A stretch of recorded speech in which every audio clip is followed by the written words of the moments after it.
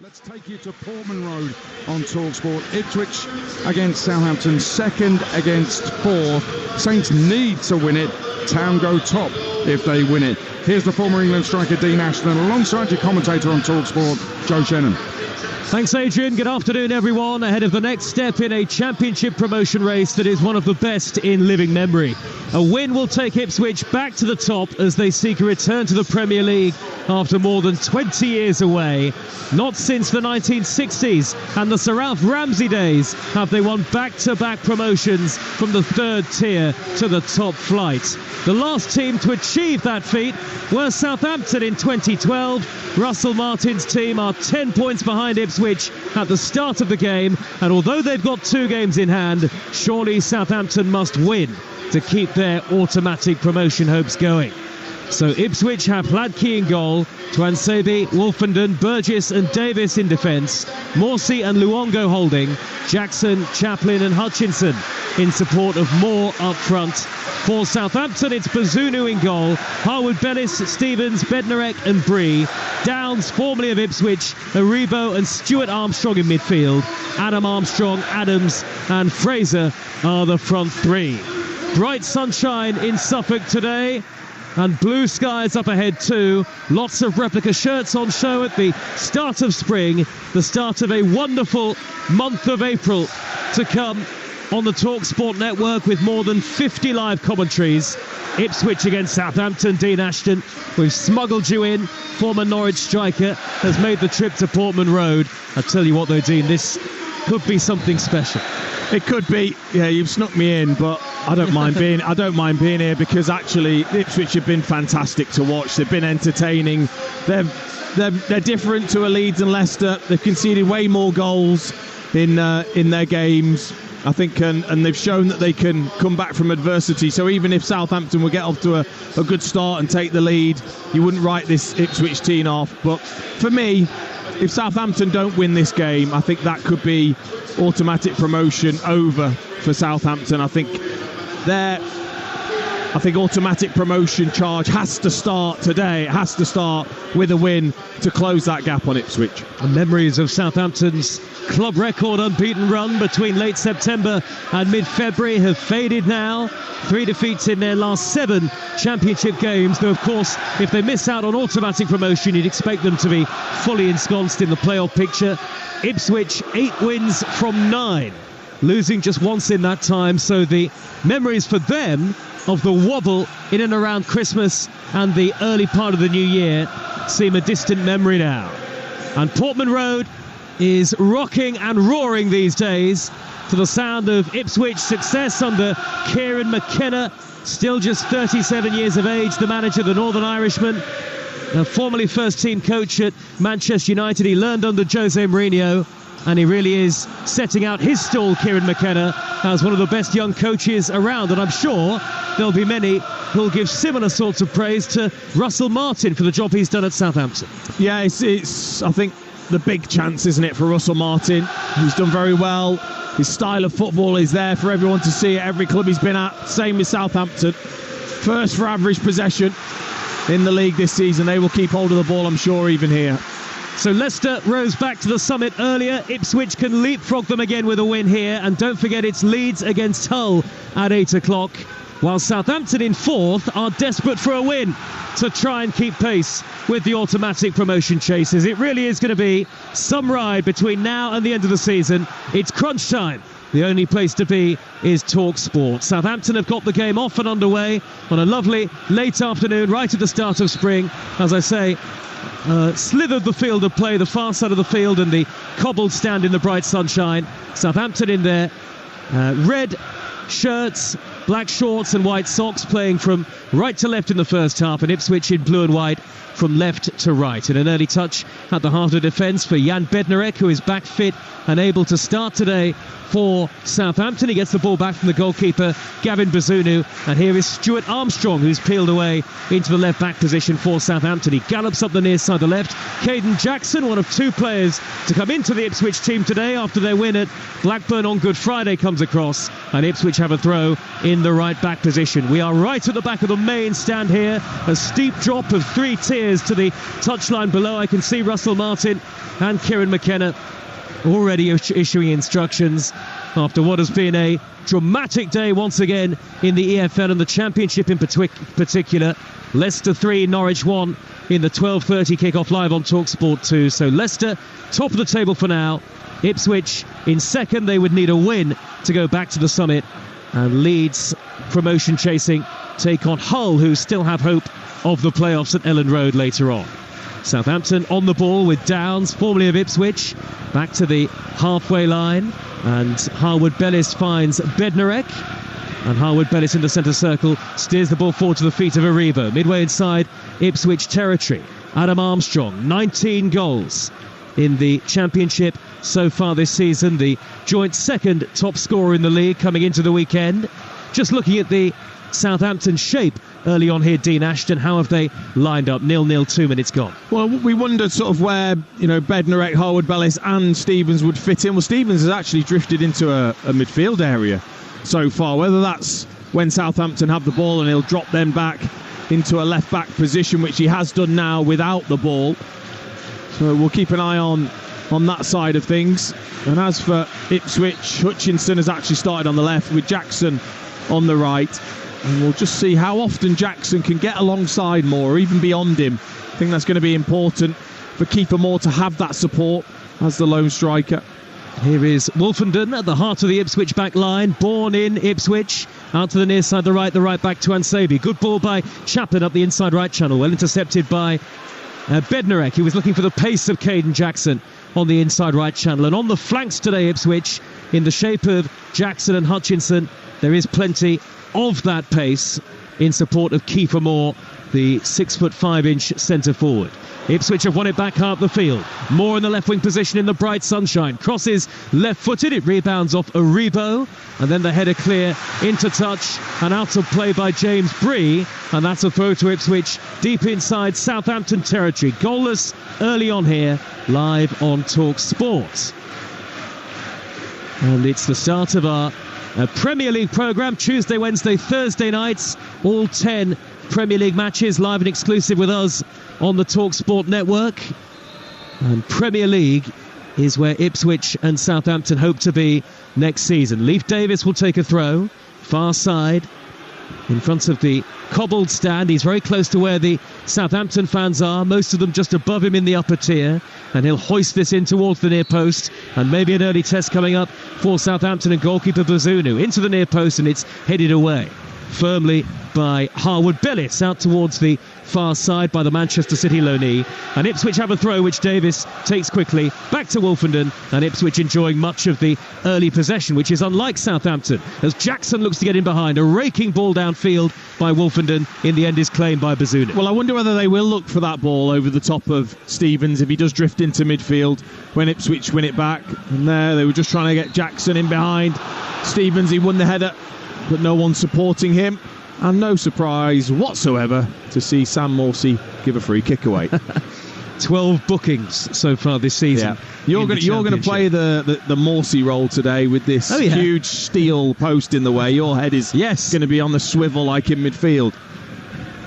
And are you waiting for the knockdowns? I'm not sure how I fit that in, but there is a big pillar in the way. But it's a ground of great character, Portman Road. And Ipswich with a wonderful run of fixtures between now and the end of the season, including the East Anglian Derby, where Dean will be next Saturday lunchtime for Talksport 2. Free kick to Southampton, near side the left, midway into Ipswich territory, floated in by Bree, headed away by Tuansebi. You can't write off Southampton completely yet in terms of the race for the top two, because they'll have a couple of games in hand after tonight.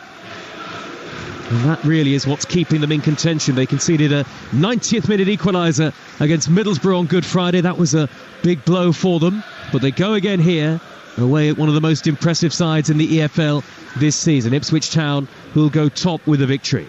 Bednarek for Southampton, edge of his own penalty area. Square ball to Harwood Bellis, who has started at centre-half alongside Bednarek. And Bednarek with the orange boots on looks to bring the ball out of defence. Forward pass to Adams, and his ball is not controlled by his teammate. It's given away to Chaplin. Chaplin throws it down the right-hand side. Jackson pulls it back. Little touch back to the goalkeeper off Downs. And it wasn't so much a back pass, just as an interception. And Bazunu was able to sprawl upon the ball before it could reach Amari Hutchinson. Well won back though by Morsey in the centre circle. Morsey's ball down the middle is given away. And Southampton can break here with Stuart Armstrong drifting over the halfway line. Wide to the left-hand side and Ryan Fraser. And now Stevens plays it forward to Adam Armstrong, who's just inside the Ipswich half. Ipswich 0, Southampton 0. Lively first 6 minutes from the home team in particular, and they really do feel like they're feeding off the atmosphere here. Yeah, of course, the energy, the pressing has been good so far from Ipswich, and that is going to be a problem if Stevens, when they lose the ball, is out of position, and that left back position is totally free. He just didn't make the most of it there. Jackson with the ball back towards keeper Moore. I was amazed he let it go, to be honest. And now Stevens, the captain, driving forward up to the midway point of the Ipswich half. Adams with the ball out to Adam Armstrong. Infield from the right, left-footed effort. Thunders into the back of Cameron Burgess. And Ipswich have possession back. And a sense of calm suddenly restored to Portman Road after the brief nerves following that Southampton attack.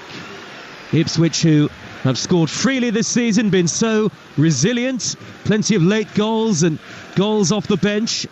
Two of the best sides in terms of easiness on the eye in the Championship this season. Ipswich 0, Southampton 0. Here is Stuart Armstrong again for Southampton. Near side the left, blocked off by Tuansebi.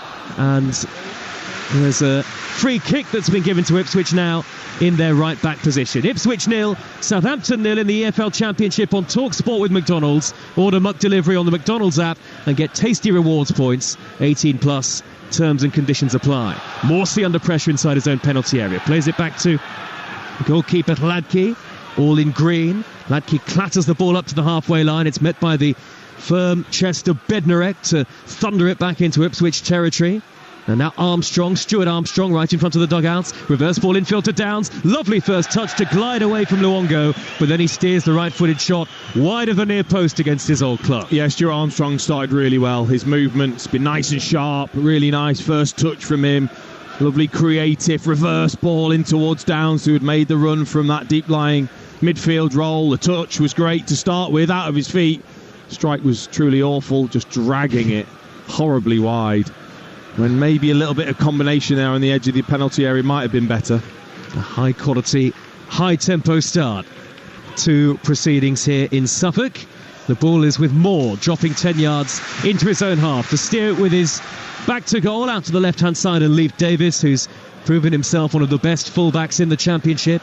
Davis floats the ball high down the left wing, and Luongo on that far side will chase it and get to it in front of the defender. Luongo's got an option to pull it back across. He does in the end to Davis, who steers it wide. First time left-footed from an infield position, Dean Ashton. Yeah, very good run from Luongo.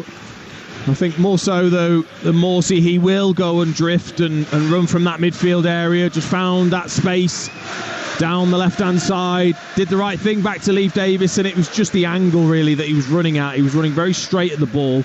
Always going to be difficult to then angle that towards goal without dragging it wide. So a point for Ipswich. Takes them level on points with Leicester, though Leicester would stay leaders courtesy of goal difference. And, of course, if it were to finish 0-0, or if Ipswich were to be beaten, then Leeds would have the chance to go top with a win over Hull City at 8 o'clock live on Talksport, live from Elland Road. It really is going to be some end to the Championship season. Busy day today. Birmingham 1, Preston 0, big win for Birmingham City. Coventry beaten at home in the race for the playoffs by Cardiff as Jackson crosses for Ipswich. Moore with his back to goal. Can he spin? He turned. He laid it off towards Tuansebi, but he was blocked off in the end by Bednarek. And then it's scooped downfield by Adam Armstrong for Che Adams to chase. That should be easy for Hladky. And the goalkeeper keeps very calm on the edge of his own penalty area. Just a first-time pass with his right foot to the feet of the Australian Burgess, and Ipswich can look to build again here. 10 minutes gone and goalless. Yeah, Kiefer Moore, I think that's an area you can improve on. Obviously very, very good at attacking across, but when that ball comes in low to his feet, it looks like he doesn't quite have the ideas of either pinning the defender, rolling and shifting and shooting himself, or looking to lay off smartly, quickly there. He just sort of got it stuck under his feet, wasn't quite sure of what to do, and those are the moments where really he should be using his physicality to the advantage of his team. Middlesbrough 2, Sheffield Wednesday a full-time score. Sheffield Wednesday still in the bottom 3.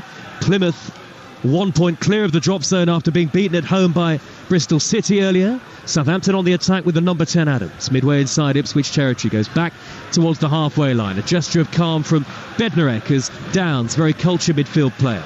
Number 4 picks the ball up on the halfway line again. Southampton a very good possession team, and they score plenty of goals just like Ipswich. We saw the remarkable standard set by Southampton during their 25-game unbeaten run earlier this season. Aribo in field from the right wing position. Blue against red tonight, and still 0-0. Rotherham 2, Millwall 1, a full-time score from earlier. Rotherham live to fight another day. Ryan Fraser delivers high left-footed for Southampton, headed away by Burgess from the edge of the 6-yard box, and now Chaplin, the lively Chaplin, tries to bring it down, quickly shrugged aside by Downs, and Southampton, with a great sense of confidence on the ball, win it back again, and it's Aribo on the far side, the right for them. Back to Bree, and now Harwood Bellis inside the centre circle, and this is where Southampton can really kill sides with this relentless possession. Teams can get frustrated. Wolfenden stepped out of defence though to win it back for Hutchinson. Hutchinson looks to drive in field from the left-hand side for Ipswich, and now Moore on the edge of the D. Thought about a shot, quickly wide to Jackson. Jackson pulls it back towards the far post, cleared away only as far as Morsey, who's brought it down neatly on his right foot. Morsey's crossfield ball, he picks out Davis, left on edge of the penalty area. Oh, he's found the corner. He's beaten Gavin Bazunu, and Davis has lashed Ipswich Town in front. They're heading back to the top of the championship in the latest twist in this remarkable promotion race. Davis hammered it goalwards, and Bazunu, well, it seemed to go through his hands possibly. The goalkeeper there, maybe unsighted. It is Ipswich Town 1, Southampton 0. Well, he's so used to having a big, fat capital A next to his name. He's the assist king, is Leif Davis, but not today. Not with that left foot. It's the power, I think, that beats Bazunu. Or is it? He looks a little bit embarrassed. Is it because he's trying to fire this across? And does he shank it towards the top corner? Or am I doing him a disservice? I am. I think it's just pure, raw power. Sometimes people say, well, the goalkeeper's been beaten on his near post. I'm sorry. When the ball travels that fast, right into the top near corner, you cannot stop it. You just can't react quick enough. What a wonderful strike from Davis. So Ipswich heading top. Leif Davis, the scorer. His second of the season, scored a couple of important goals at Portman Road now this campaign. And it's Ipswich 1, Southampton 0. Live on Talksport with just under 15 minutes played, and the roar of the home supporters. Up the Football League we go. It's the chant from the Ipswich fans. They're heading for the Premier League as it stands. Here comes Southampton, though, straight on the counter from kickoff. It's Adam Armstrong, back to Aribo inside the box. He poked it goalwards, and then it's turned in by Adams. Southampton fight back straight away, and suddenly Portman Road is silenced. Che Adams gets a poacher's goal, and Southampton were behind for less than 60 seconds. Ipswich 1, Southampton 1. What a response this is from Southampton. So well worked, honestly. 1 and 2 touch play, fizzed it across. Aribo out towards Adam Armstrong. He then looks as if he's going to fire it in behind the defence. He doesn't. He cuts it back to Aribo, and then Che Adams, for the whole world, looks offside, but he's not, because Leif Davis just steps back into position, or Burgess, one of the two, and he's kept him onside. But that's what you do as a striker. You goal hang. You wait around that 6-yard line. If the ball falls, you finish it. He was calm enough just to slot it to the left-hand side of Ladke to make it 1-1. And so Ipswich drop back down to second, and Leicester resume their place at the top of the championship, at least for now. But this is a measure of the twists and turns that are going to come between now and the end of the season in the second tier, and the only place to hear live and exclusive national radio commentaries is the Talksport network. It's 1-1. Southampton are level again straight away, and Ipswich thunder the ball downfield through Wolfenden. I pity anybody who thought this was going to be 0-0 today. These are two of the best sides in the division when it comes to going forward. Here is Adam Armstrong on the far side, the right, and Southampton keep up their excellent scoring record in the Championship, only failed to score twice this season. Tearing down the far side, the right is Downs, and he's tripped, he's fouled in a dangerous position. Yellow card out of the pocket of the referee for Morsey, that trademark yellow card, 13th of the league season, and Southampton have a free kick within shooting range towards the right-hand edge of the penalty area. 1-1, what a game this is already, Dean Ashton. Fantastic start, isn't it? Everything that you would expect from two high-level opponents. And I think it just makes him feel warm, doesn't it, Morsey, that yellow card? It's almost like he can't properly get started, but sometimes he knows when to make those fouls, and that was one of those moments, because Downs, if he was able to carry on even further, was either shooting himself or just laying it across to Adam Armstrong for him to shoot. Leif Davis put Ipswich in front. Che Adams with an instant reply, and the score is 1-1. Earlier today in the Championship, Stoke 1, Huddersfield 1. Huddersfield stay in the bottom three. Big win for Blackburn at Sunderland, first for John Eustace as manager. Huge win for QPR at Swansea that takes them 6 points clear, and it finished West Brom 2, Watford 2. Free kick on the far side, the right. Corner of the penalty area. James Bree is standing over it for Southampton. He goes for goal, and it's just wide. Tried to swing it across towards the near post in the end. That nearly caught out everybody inside the 18-yard area. Goalkeeper Hladky was sprawling, and it drifted narrowly behind for a goal kick to Ipswich. It is one of those that it looks like it was a shot, but it could easily have been a cross. It flashed right across Hladky, who in the end I think just pulled his arms away, I think knowing the angle that the ball was curling away from.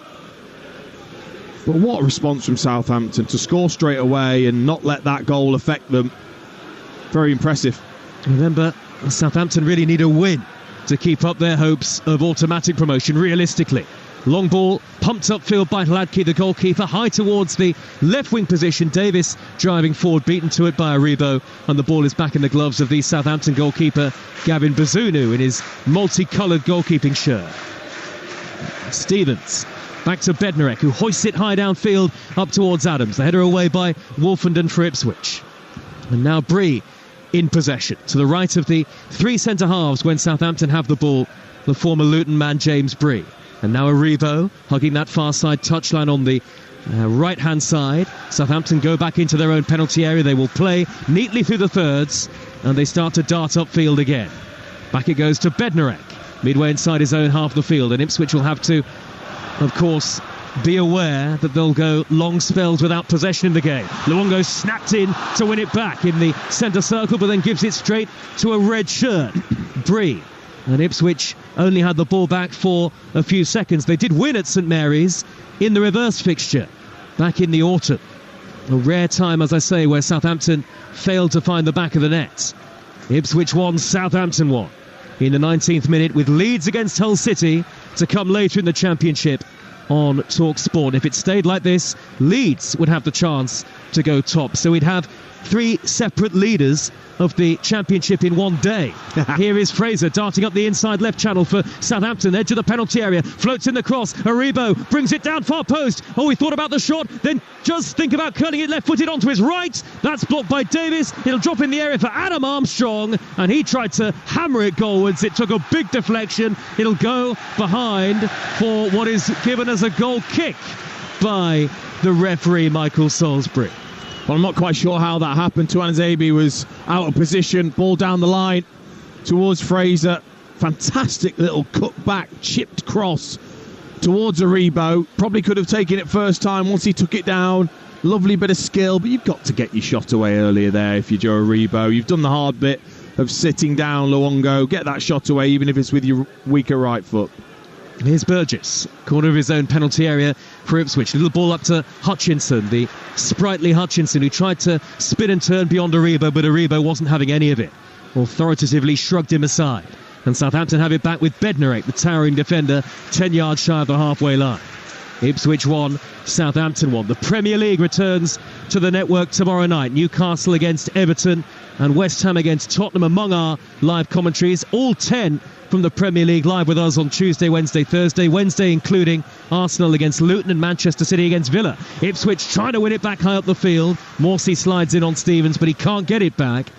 And Harwood Bellis will come away with possession out of defence for Southampton. Thursday night, by the way, Talksport, Liverpool against Sheffield United, and then Chelsea against Manchester United will be on Talksport 2. So much live football. Now then, free kick to Southampton, just shy of the halfway line. Dean Ashton, it's your side of the pillar. What was going on there? Well, Morsey just getting involved with Stevens. Didn't want the free kick to be taken quickly. Just held onto the ball slightly. He is on a yellow card, but he's been in this situation many times before. And I've been very impressed with Southampton. You know, they've come away here to Portman Road, 72% of the possession so far. But actually, I don't think that'll faze Ipswich. I've watched them in certain games this season where they've played in this way and they've then looked very, very dangerous on the break themselves. But you've got to have a certain mentality to play that way in front of your home support when they expect you to press and hound and create chances. Highest average possession in the Championship, Southampton. The ball is at the feet of Harwood Bellis. Midway inside his own half of the field. He'll steer it square to the feet of Bree. Quickly to the right, and Aribo. Aribo with a little bandage on his right wrist. Tries to scamper beyond Luongo. Luongo stands tall and blocks him off. So Southampton have to go back towards the edge of their own penalty area again. Here's the goalkeeper, Bazunu. And Bazunu finds Stevens, who under pressure from Chaplin goes backwards again to Harwood Bellis. All of the pitch is in shade now, but still plenty of sunshine and blue sky up ahead, and the sun on the far side, the cobbled side of the ground. Very tight and compact Portman Road, and very atmospheric, especially on late afternoon, early evenings like this. Throw from Stuart Armstrong infield to Shea Adams. 1-1 the score. Adams with a poor pass. He gave it straight to Wolfenden. Adams, who got the Southampton equaliser, a very quick and impressive reply. Here goes Davis, who's scored once already today for Ipswich. Far side the left, early ball, tried to thread it infield, took a big deflection off Bree, and that'll be gathered by Gavin Bazunu. He can miss quite a few chances, Che Adams, but 13 now for the season for Southampton. As Stuart Armstrong races infield from the left-hand side, and he picks a lovely pass to Adam Armstrong. What a goal for Southampton! 20 for the season for Adam Armstrong. He is one of the Championship's hottest properties, and what a pass from his namesake Stuart Armstrong to pick him out. They cut through the Ipswich back line, and Adam Armstrong was there to roll it in. And I tell you what, it's going to be some race for promotion between now and the end of the season, and Southampton are proving they are not out of it yet. They've come from behind to lead. It's Ipswich 1, Southampton 2. What a wonderful goal that was. Oh, it's deadly double Armstrong, wasn't it? And it came all the way from Bazunu. That is the way they can play, Southampton. When they get it right, they can play through your press.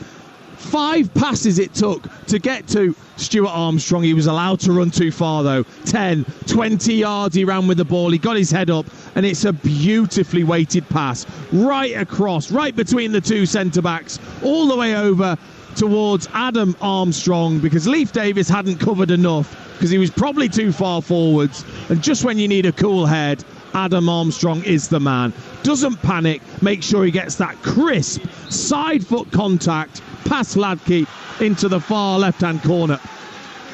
Dean Ashton, we're witnessing some top-class football tonight from the Championship, and Southampton in particular.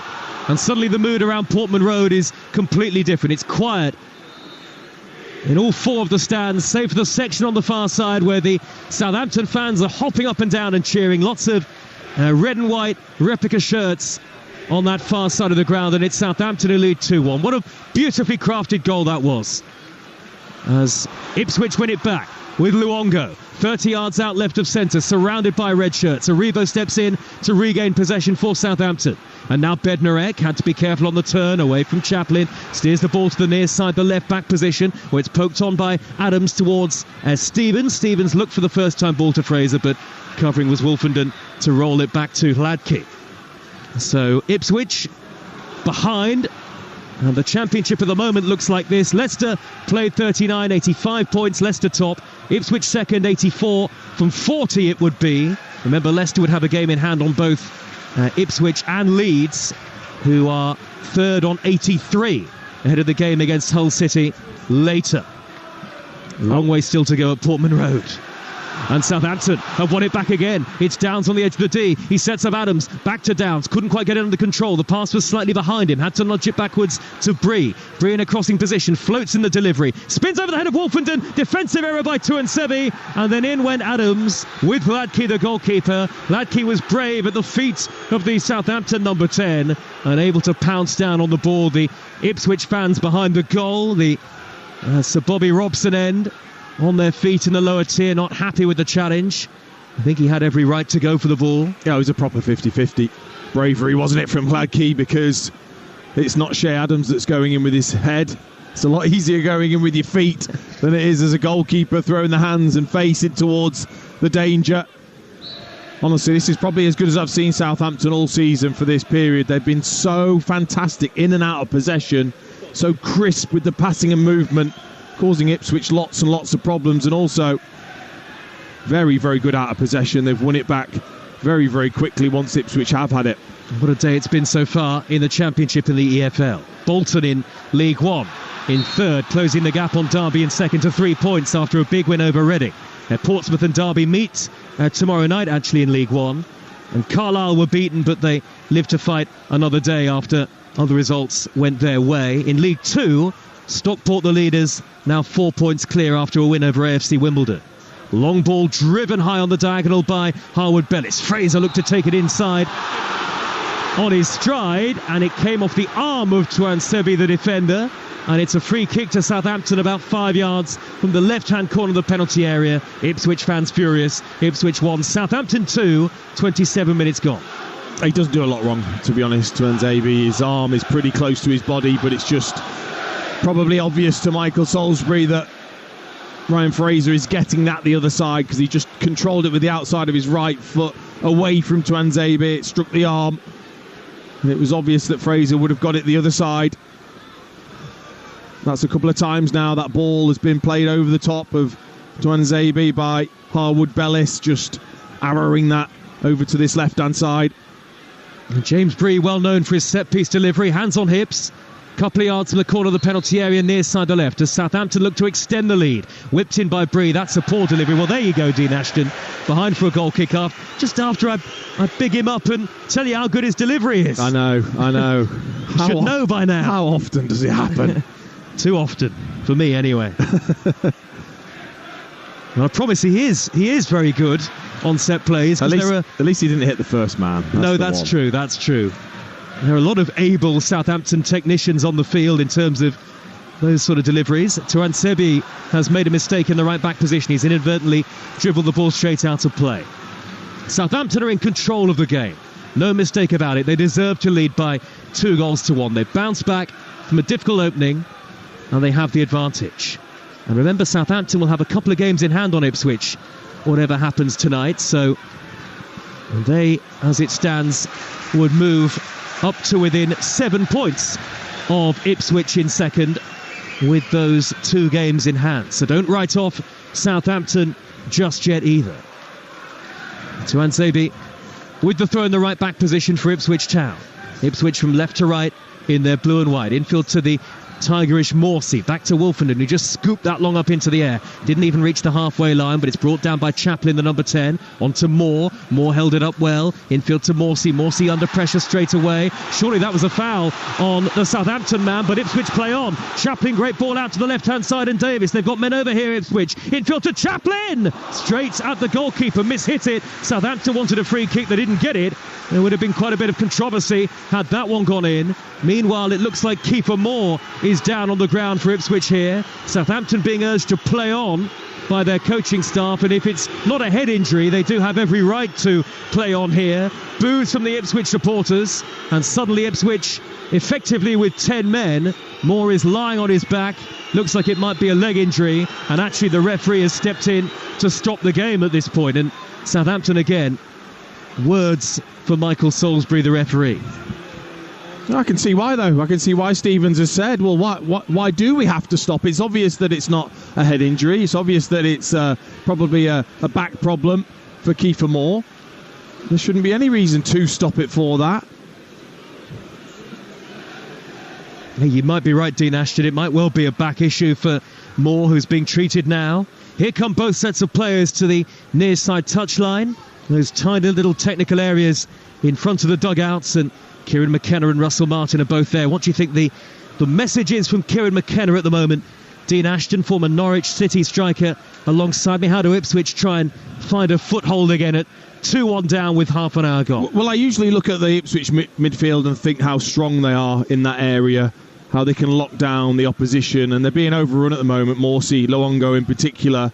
And I think Chaplin maybe, just for a period of time, has to just drop a little deeper, because at times Southampton have got 4 midfielders in there, because Stevens has gone in with Downs, Stuart Armstrong, Aribo are in there as well, and that sort of box of 4 is just not being able to be coped with by the Ipswich midfield. So maybe tactically just looking at how can they get that extra player in midfield to try and help them out and win the ball back. But Kiefer Moore walking gingerly. Back issues, not very nice when you have those as a big tall player. Played a lot of football, hasn't he, Kiefer Moore, as well, because he was involved in Wales' heartbreaking playoff defeat to Poland over the international break. Then played an hour on Good Friday, and Kieran McKenna was full of praise for him for that. And Moore on from the start again today, and he's going to be able to come back on. He's just rubbing that lower back. The Ipswich assistant, Martin Pert, is just behind him. Ipswich 1, Southampton 2. Southampton have possession, and Ipswich temporarily down to 10 men. You're with Talksport, 10:89, 10:53 a.m. on smart speaker, DAB, DAB+, and via the Talksport app, which is free and easy to download. And once you've got it, you can swipe between Talksport and Talksport 2 at your leisure. And the Sports Bar comes later on, 10 o'clock, once we have finished at Leeds against Hull. 03717 223344. Now then, Moore still waiting to come back on. Here he comes, trotting back onto the field. We're in the 33rd minute, and Southampton totally comfortable on the ball at walking pace now. Bree shifts it forward to Aribo, who suddenly tried to up the energy. Back to Bree inside his own half. Harwood Bellis has got Bednarek square. Bednarek, the obvious target, fellow centre-half. Doesn't look right, Kiefer Moore. Still looks uncomfortable. They've got Al Hamady on the bench. I've been impressed with him when he's come on at times for Ipswich. Different kind of player, isn't he, Al Hamady? Here is Caden Jackson crossing from the Ipswich right. It's a looping high crossover hit initially. It almost reached Leif Davis at the back post. Southampton with Bree able to get there, and now it's neatly plucked out of the air by Aribo, who'll find Downs. Downs pumps it long, drives it downfield, and there is too much on that for Ryan Fraser, and the ball's easily gathered by the Ipswich goalkeeper, Václav Hladky. Great roar comes up from some of the Ipswich fans. I would fancy Tuanzebe in that foot race and physically against Fraser when they're close. That ball needed to be played quicker from Downs, because it was a clever run from Fraser, but Tuanzebe then was able to cover.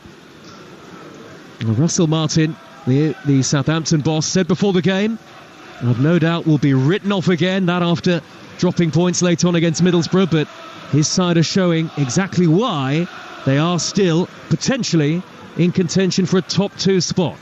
Stuart Armstrong has played it back to goalkeeper Bazunu. It's Ipswich 1, Southampton 2. 11 minutes of normal time remaining in the first half here, and now Moore has gone down again, and you're absolutely right, Dean Ashton, he might have to come off here. Yeah, I've had similar issues in the past myself with back issues, and once that tends to go, it just affects you. It affects your whole body, and he just didn't look like every step he was taking was painful, like something jabbing him in the back. So he'll have to come off, and I'm pretty sure it will be Al Hamady that comes on. Well, Nathan Broadhead is an option too. Yeah. Should they want to put Caden Jackson through the middle? Go through the middle, yeah. So there are options for Kieran McKenna, but Kiefer Moore has had a great impact since joining the club. 6 goals since returning to Ipswich on loan from Bournemouth. And certainly with the last remaining games of the season to come, they'll only have 6 to go after today, Ipswich. They don't want to lose him now. Norwich away next Saturday, live on Talksport 2. Blackburn will be the opponents for Southampton at Ewood Park. Big win for Blackburn today, 5-1 at Sunderland. John Eustace's first win in charge. Wins for QPR, for Rotherham, who stay alive for another game at least. Bristol City 1-0 at Plymouth, who are in big trouble. Middlesbrough beat Sheffield Wednesday. Coventry lost at home to Cardiff. Birmingham, huge win for them at home to Preston North End by a 0-0. West Brom 2, Watford 2. And Leicester top at the moment after beating Norwich 3-1. Stoke 1, Huddersfield 1 in the 3 o'clock kickoff on Talksport 2. Huddersfield still in the bottom 3. So it is Al Hamadi, the former Wimbledon man, who comes on for another substitute appearance as Kiefer Moore goes off. Yeah, I think that's the right decision. I think there's probably a reason why Broadhead is on the bench, as you talked about, being away with Wales, the emotion that goes with those 2 games. And I like Al Hamadi. I've been impressed with him when he's come on for cameo appearances. I think he's looked super lively. He's got himself in the box. He's looked a threat. I wonder whether Kiefer Moore had been carrying that injury before, because he didn't look like he started the game particularly well. Not as effective as he so usually is. He's had to leave the field, and Ipswich forced into the change. That's a poor ball out of play by Bednarek. Throw to Ipswich 10 yards into opposition territory, right down below our commentary position. Tuanzebe will take it. Kieran McKenna, hands in pockets, the manager just a couple of feet behind him. Tuanzebe looking for options in blue and white from the throw. Thought about going back towards the halfway line, and he's still plagued by indecision here. Long throw down the near side, the right, little flick in field by Al Hamadi. And Jackson got the wrong side of Stevens, went down in the penalty area. No penalty, says the referee. And actually, very few appeals from the Ipswich players on the field, in fairness there, Dean. Yeah, it's usually the key, isn't it? If none of your teammates even call for the penalty, I think that says a lot. Even Jackson's reaction, I think it was more hopeful than genuine. And that was definitely a foul by Adam Armstrong, shoving the back of Davis inside the centre circle. So the referee, Michael Salisbury, gets those 2 decisions absolutely right. 37.5 minutes gone. Ipswich Town 1, Southampton 2. Ipswich took the lead and were top of the championship for about 60 seconds before Che Adams, and then a wonderful goal from Adam Armstrong to put Southampton in front. Flighted ball high downfield towards Hutchinson. Hutchinson looks to bring it down on his chest, but Bree is there. Rolls it back to the goalkeeper, and Bazunu clips it high towards the halfway line. Headed down by Luongo, straight to the feet of Davis with the bright lime green boots on. Now Morsey, middle of the Southampton half. Southampton with everybody back behind the ball. Morsey steered it wide left to the far side, and Davis back infield to Luongo. Luongo under pressure from Adam Armstrong, so has to feed Wolfenden. Big tall defender inside the centre circle. Wolfenden quickens the pace. Wide to the near side, and Jackson scoops in a high cross. Again, it's a poorly hit right wing cross from Jackson, and that's going to drift behind harmlessly for a goal kick to Southampton, who continue to remain in control of the game, I think it's fair to say, although, as we know, Dean, a 2-1 lead is a slender one. It's almost like that break in play with Kiefer Moore's just unsettled Southampton a fraction. But it must be a feature that they've talked about, Ipswich. Whenever it's come down this right-hand side towards Jackson, the first thing he's thought is to get it in the box. A poor header by Davis, cushioned straight into the path of Che Adams. A whip crossfield ball, right to left to the near side, and Fraser back out wide towards the corner of the penalty area where Stuart Armstrong was waiting. Axel Tuanzebe comes across to poke it into touch for Ipswich. So Leeds would have the chance to go top with a win over Hull later at 8 o'clock live on Talksport. But Hull City themselves 6 points off the playoffs and with 2 games in hand on Norwich. Liam Rossinia's side still with hopes of a top 6 finish. The ball infield by Fraser under pressure from down by the corner flag. Tuanzebe is there to send it back to Hladky. Goalkeeper clears towards the halfway line, and Al Hamadi's run. Interception comes in from Harwood Bellis, very calm with the ball on his chest. And now Bree up towards Aribo. Aribo saw Davis coming behind him, and then the challenge from behind sent Aribo sprawling. Free kick, and the Ipswich fans increasingly frustrated here as we head towards the 40th minute. Yeah, they've just been way better in possession, Southampton. Ipswich have been sloppy, really, when they've had the ball. with that Southampton pressure. They've won the ball back plenty of times. Great feed by Aribo, marauding infield from the right, deflection on the pass, and Burgess was there to intercept. Burgess with a poor clearance, just rattled it onto the arm of Adams, so that is a handball. Assistant referee was flagging pretty quickly. Oh, and Ipswich have taken the free kick very clumsily. They've given it away. Straight to Fraser, left wing position. Pops it back to Stuart Armstrong, who's got Adams and Adam Armstrong in the middle to aim at. The two forwards on the score sheet tonight so far for Southampton. Stevens has given it straight to Tuan Sebi. And now Jackson, deep inside his own half, the winger. Infield to Morsey, good ball. Quickly on to Luongo, square pass, lip of the centre circle. Luongo blocked off, and they were too slow in possession there, Ipswich. Yeah, I've seen it too often. Southampton just win that ball back straight away. And now sprinting infield again is Aribo. A lot of mobility about this Southampton team, and players who can play in all sorts of different areas and different positions. And Fraser back to the halfway line, and Bednarek. Downs was caught by Chaplin, holding on to his knee. Play continues as the crossfield ball from Harwood Bellis reaches Fraser. He controlled it with his hand.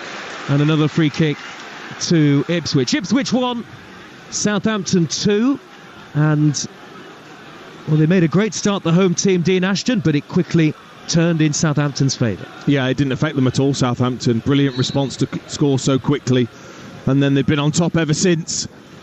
Ipswich yet to get into any sort of pattern where they retain possession with any real quality. Too often they've given the ball away, been quite erratic. It's meant Southampton have then been comfortable because of it. Here's Wolfenden midway inside his own half the field. Forward towards Luongo. Heavy on that pass. One back by Aribo. Adam Armstrong square to Stuart Armstrong. Up to the edge of the penalty area. Onto Fraser. Angle tight. Just wide of the far post.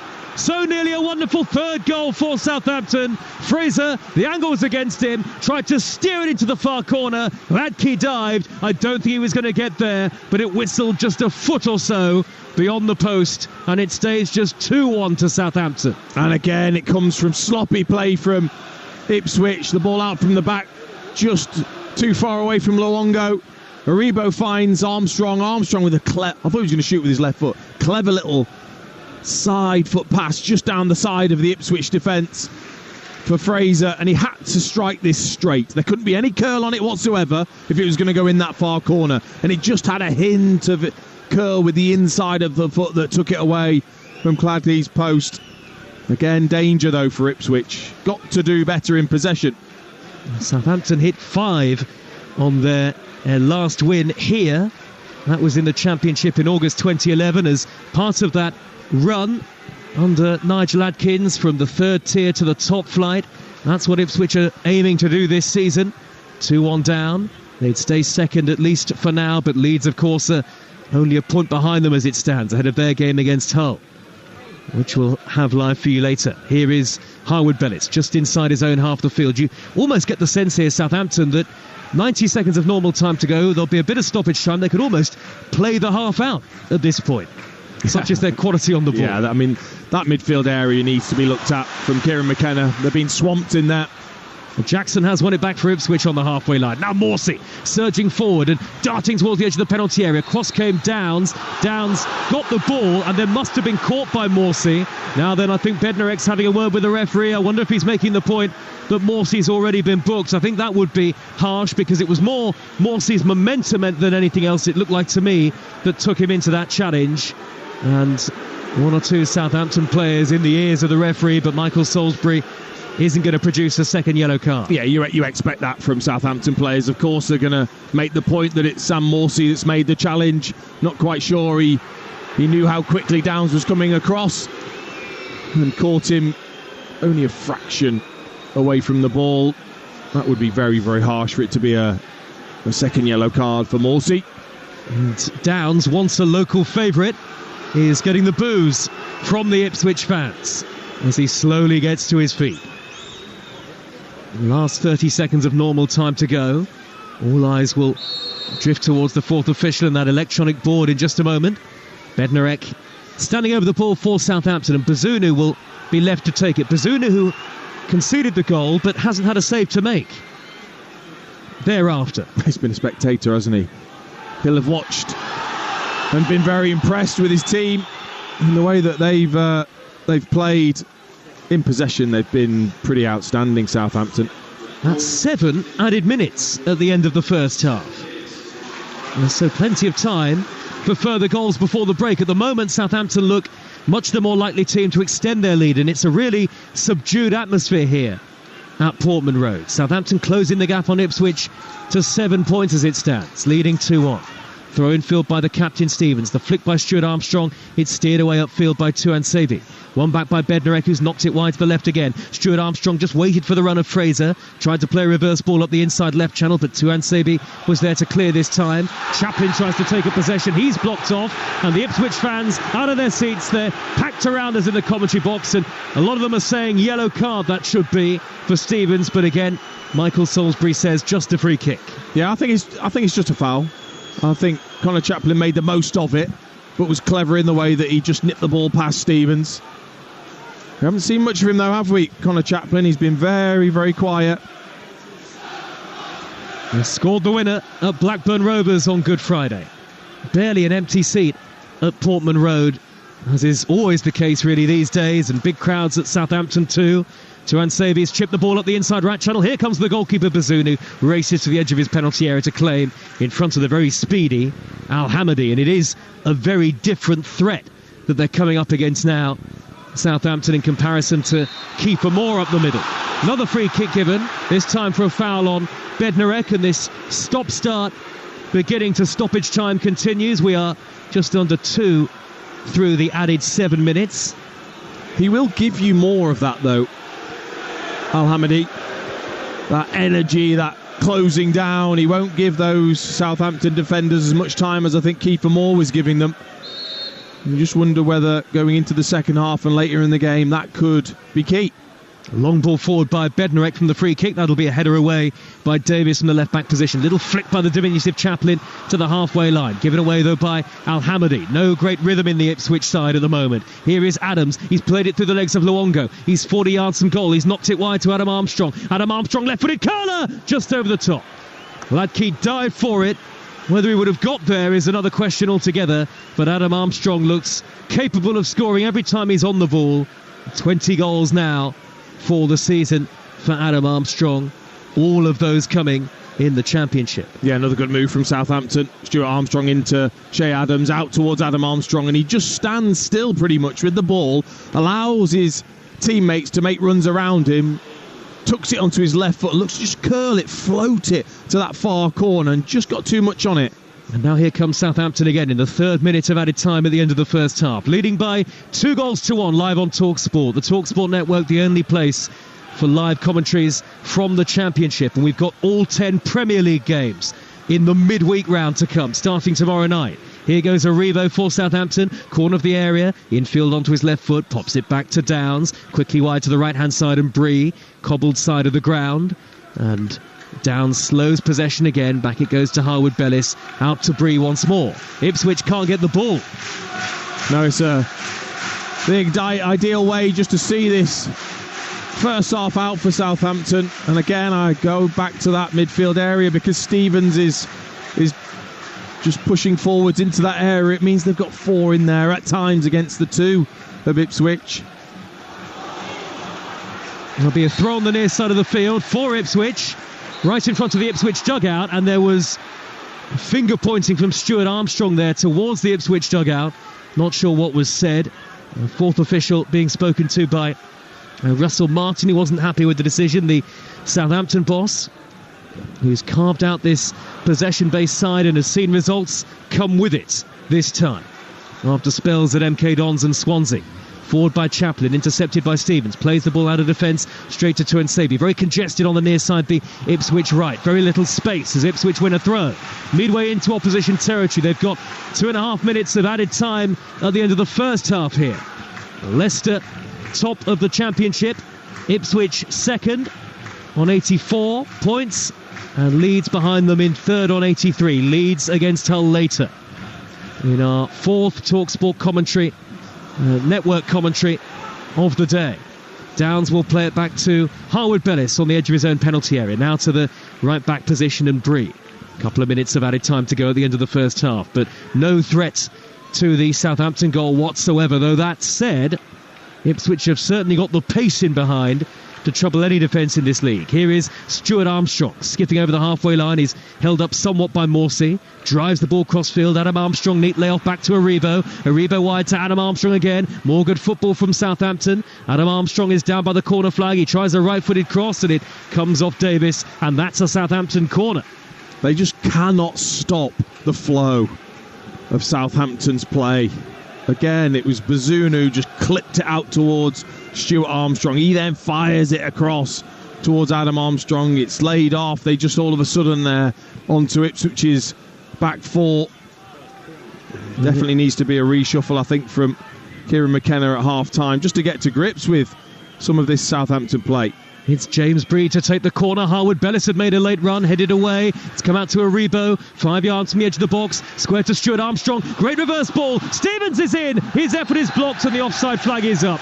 He did look in an offside position to get to that reverse ball, and it would have been a very rare goal for Jack Stevens. Not scored since 2019, and he was blocked off by Hladky. Wouldn't have counted anyway. 2-1 Southampton. He just didn't look comfortable either. It took him so long to allow that ball to come across his body to try and finish. Hladky made the save anyway, but he was 2 or 3 yards offside.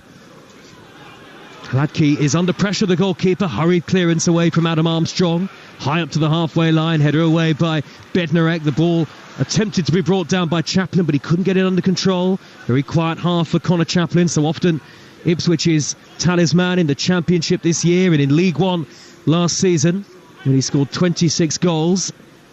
And there are only 10 seconds of the 7 added minutes to go. Lots of home fans have headed to the concourse areas ahead of half-time. There are a smattering of empty blue seats.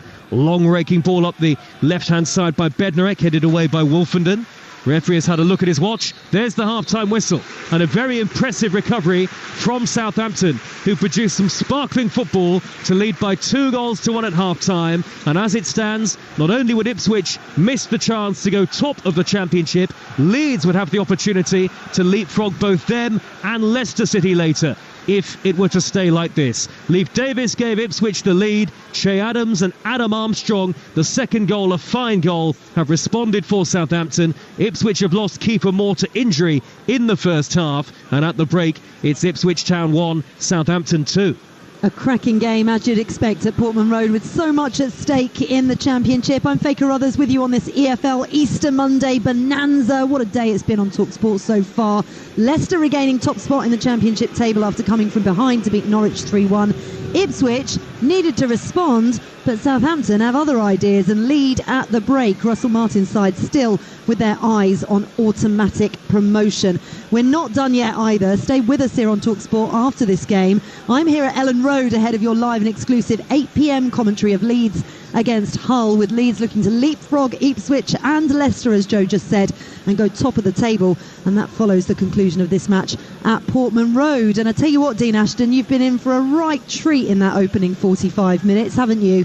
Let's start with the Leif Davis opener. It was an absolute cracker, wasn't it? And some poor defending from Southampton ultimately, but he had so much work to do and absolutely buried it. He did, and I just wonder as well whether Bazunu is genuinely think, well, he's going to cross it. You know, he's been so good at assisting players all season, and they do so much work, I think, goalkeepers, on people that, you know, the players that are going to cross the ball and areas in which they hit. That's partly why I think he's taken by surprise by the strike from Davis. But I always say this when I hear people say goalkeepers shouldn't be beaten on their near post. I just think that's absolute rubbish. If you hit it hard enough and accurate enough, then sometimes the goalkeepers just cannot react. You know, it would be an area that I would aim at times if you had a tight angle, that top, you know, near post, top corner, because I think it is difficult because the goalkeepers are expecting and looking across their angles. If you play that across, they then got to get across to the other side. It was a brilliant strike from Davis. Yeah, it really was. But I tell you what, Che Adams responded immediately. You're always at your most vulnerable, aren't you, just after you've scored? And it was inside a minute, but it was Joe Aribo really doing all the hard work, just managing to get his toe on the ball to tee Che Adams up. Yeah, I mean, he's come into the side. He's been excellent in that first half. But it looked like Ipswich were just stood still as Southampton attacked straight away. They've been so good, though, honestly. The quality in which they've shown to play their way through an Ipswich press at times, and it showed with the goal. Yes, they get a bit lucky in terms of Shea Adams he looks offside. It's just that I think it's Burgess that's stepping back following a run on the far side and keeps him then onside. But since then, Southampton have been outstanding. It's the best I've seen them all season in terms of the whole control, the array of their strengths that they've shown in terms of keeping possession, the interchanging of positions, and then out of possession. They're the best team in the division, I would say, out of possession.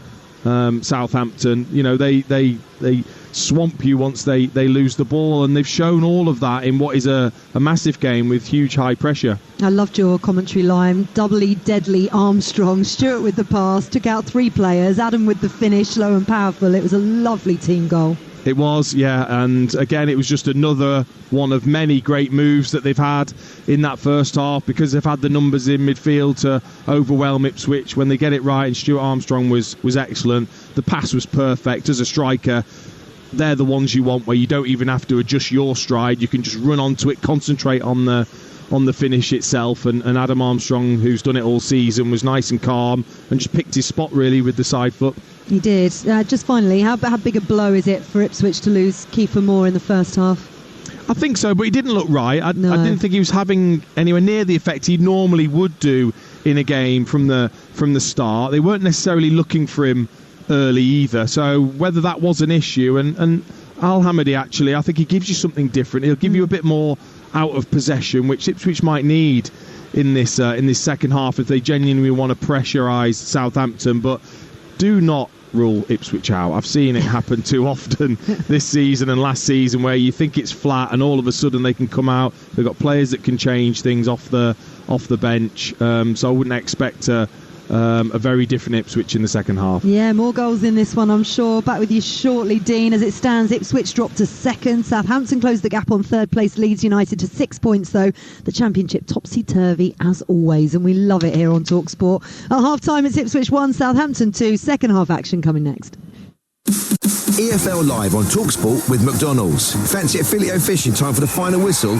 Order McDelivery now on the McDonald's app and get tasty reward points delivered too. 18 plus. Rewards account required. Participating restaurants. Subject to availability. Delivery fees and terms apply. If self-expression and innovation excite in equal measure, let's make it real. Introducing the new all-electric BMW iX2 with striking design inside and out, and a BMW curved display that lets you stream movies and play video games whilst parked up. Search BMW iX2 to book a test drive. Non-conformists, please form a disorderly queue. Features require a BMW digital premium subscription. App costs may apply. Details on our website. Test drive subject to status and availability. Only place to go, 'cause you get the form and the latest odds across your sync devices. Plus weekly bet boost prices. Win big jackpots from a classic game of slots. Talksport Bet, the broadcast bonus bookie, keeping you on track with all the sporting stats. Steeple chases, even title races, looking after sports fans. You know, 'cause Talksport Bet is the app that does all that. It's the only place to go. 18 plus begambleaware.org. Need help to grow your business online? Vodafone Business presents Digital SOS with me, Stephen Bartlett. Going digital is everything nowadays. I could really do with some help. If your business is struggling with its digital skills, Vodafone Business has got you covered. Vodafone VHub is a free place to go to for small business support and practical guidance. Search Vodafone VHub now and you can book a free consultation with a VHub advisor today. At Morrison's, get half-price toys on brands like Hot Wheels and Barbie, plus many more in store. That's more play for them and peace for you. Morrison's to shop at Morrison's. Majority of stores subject to availability. Excludes online selected toys. Hot Wheels 10-pack was £23, now £11.50. Barbie Beach Doll was £19, now £9.50. Offer ends 14th of April. Mike Brewer here. Forget the chocolate eggs and tell the big fluffy bunny to whop it. For a real Easter extravaganza, get to mymotorworld.com. Save up to 20% off service parts, including filters, engine oils, lubricants, wiper blades, bulbs, and more. With discounts on thousands of products, put all your service kits in one basket. Then check out and save at mymotorworld.com. mymotorworld.com. Investing with AJ Bell feels so good, you'll just want to ring that bell anywhere, anytime. In the office, in the pub, on the bus, on a ship, on a train, in the rain, in the gym, in a library, at a wedding, at a librarian's wedding. You can even ring it in space. Underwater. In a sauna! Or just a good old-fashioned cowbell. Yes, that's the sweet sound of investing with AJ Bell. AJ Bell, feel good investing. The value of investments can go down as well as up. Want to build the bet you want in seconds? With Unibet's Bet Builder, you're on. Add shots, corners, cards and more. And increase your odds with Bet Builder Rackers, combining bet builders across multiple games and sports. Download the Unibet app or visit unibet.co.uk and get a Bet Builder boost every day. Unibet.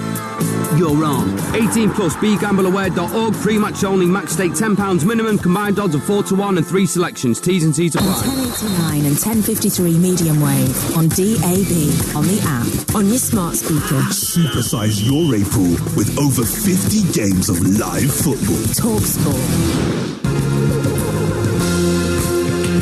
Good afternoon, everyone. Ahead of the next step in a championship promotion race that is one of the best in living memory. A win will take Ipswich back to the top as they seek a return to the Premier League. Morty's crossfield ball. He picks out Davis. Left on edge of the penalty area. Oh, he's round the corner.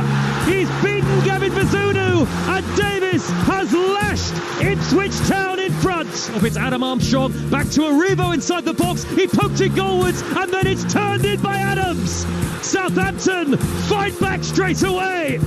And suddenly Portman Road is silenced. Shea Adams gets a poacher's goal. And Southampton were behind for less than 60 seconds. James Bree is standing over it for Southampton. He goes for goal, and it's just wide. And Stuart Armstrong races infield from the left-hand side, and he picks a lovely pass to Adam Armstrong. What a goal for Southampton. They cut through the Ipswich back line, and Adam Armstrong was there to roll it in. And I tell you what, it's going to be some race for promotion between now and the end of the season, and Southampton are proving they are not out of it yet. Oh, it certainly is. I absolutely love this league. This is EFL Game Day Live on Talksport. I'm Faye Carruthers, and what a weekend of football we've brought you across the Talksport network. We are the home of the EFL and a Championship, League One and League Two. Certainly not disappointing this season. It is so tight. Half time in the third of 4 commentary games we're bringing you today from the Championship. It's Ipswich 1, Southampton 2. At 8 o'clock we have Leeds against Hull City as well. But in case you missed any of the results from the Championship today, let me go through them for you. We kick things off with a 12:30 kick-off at King Power Stadium.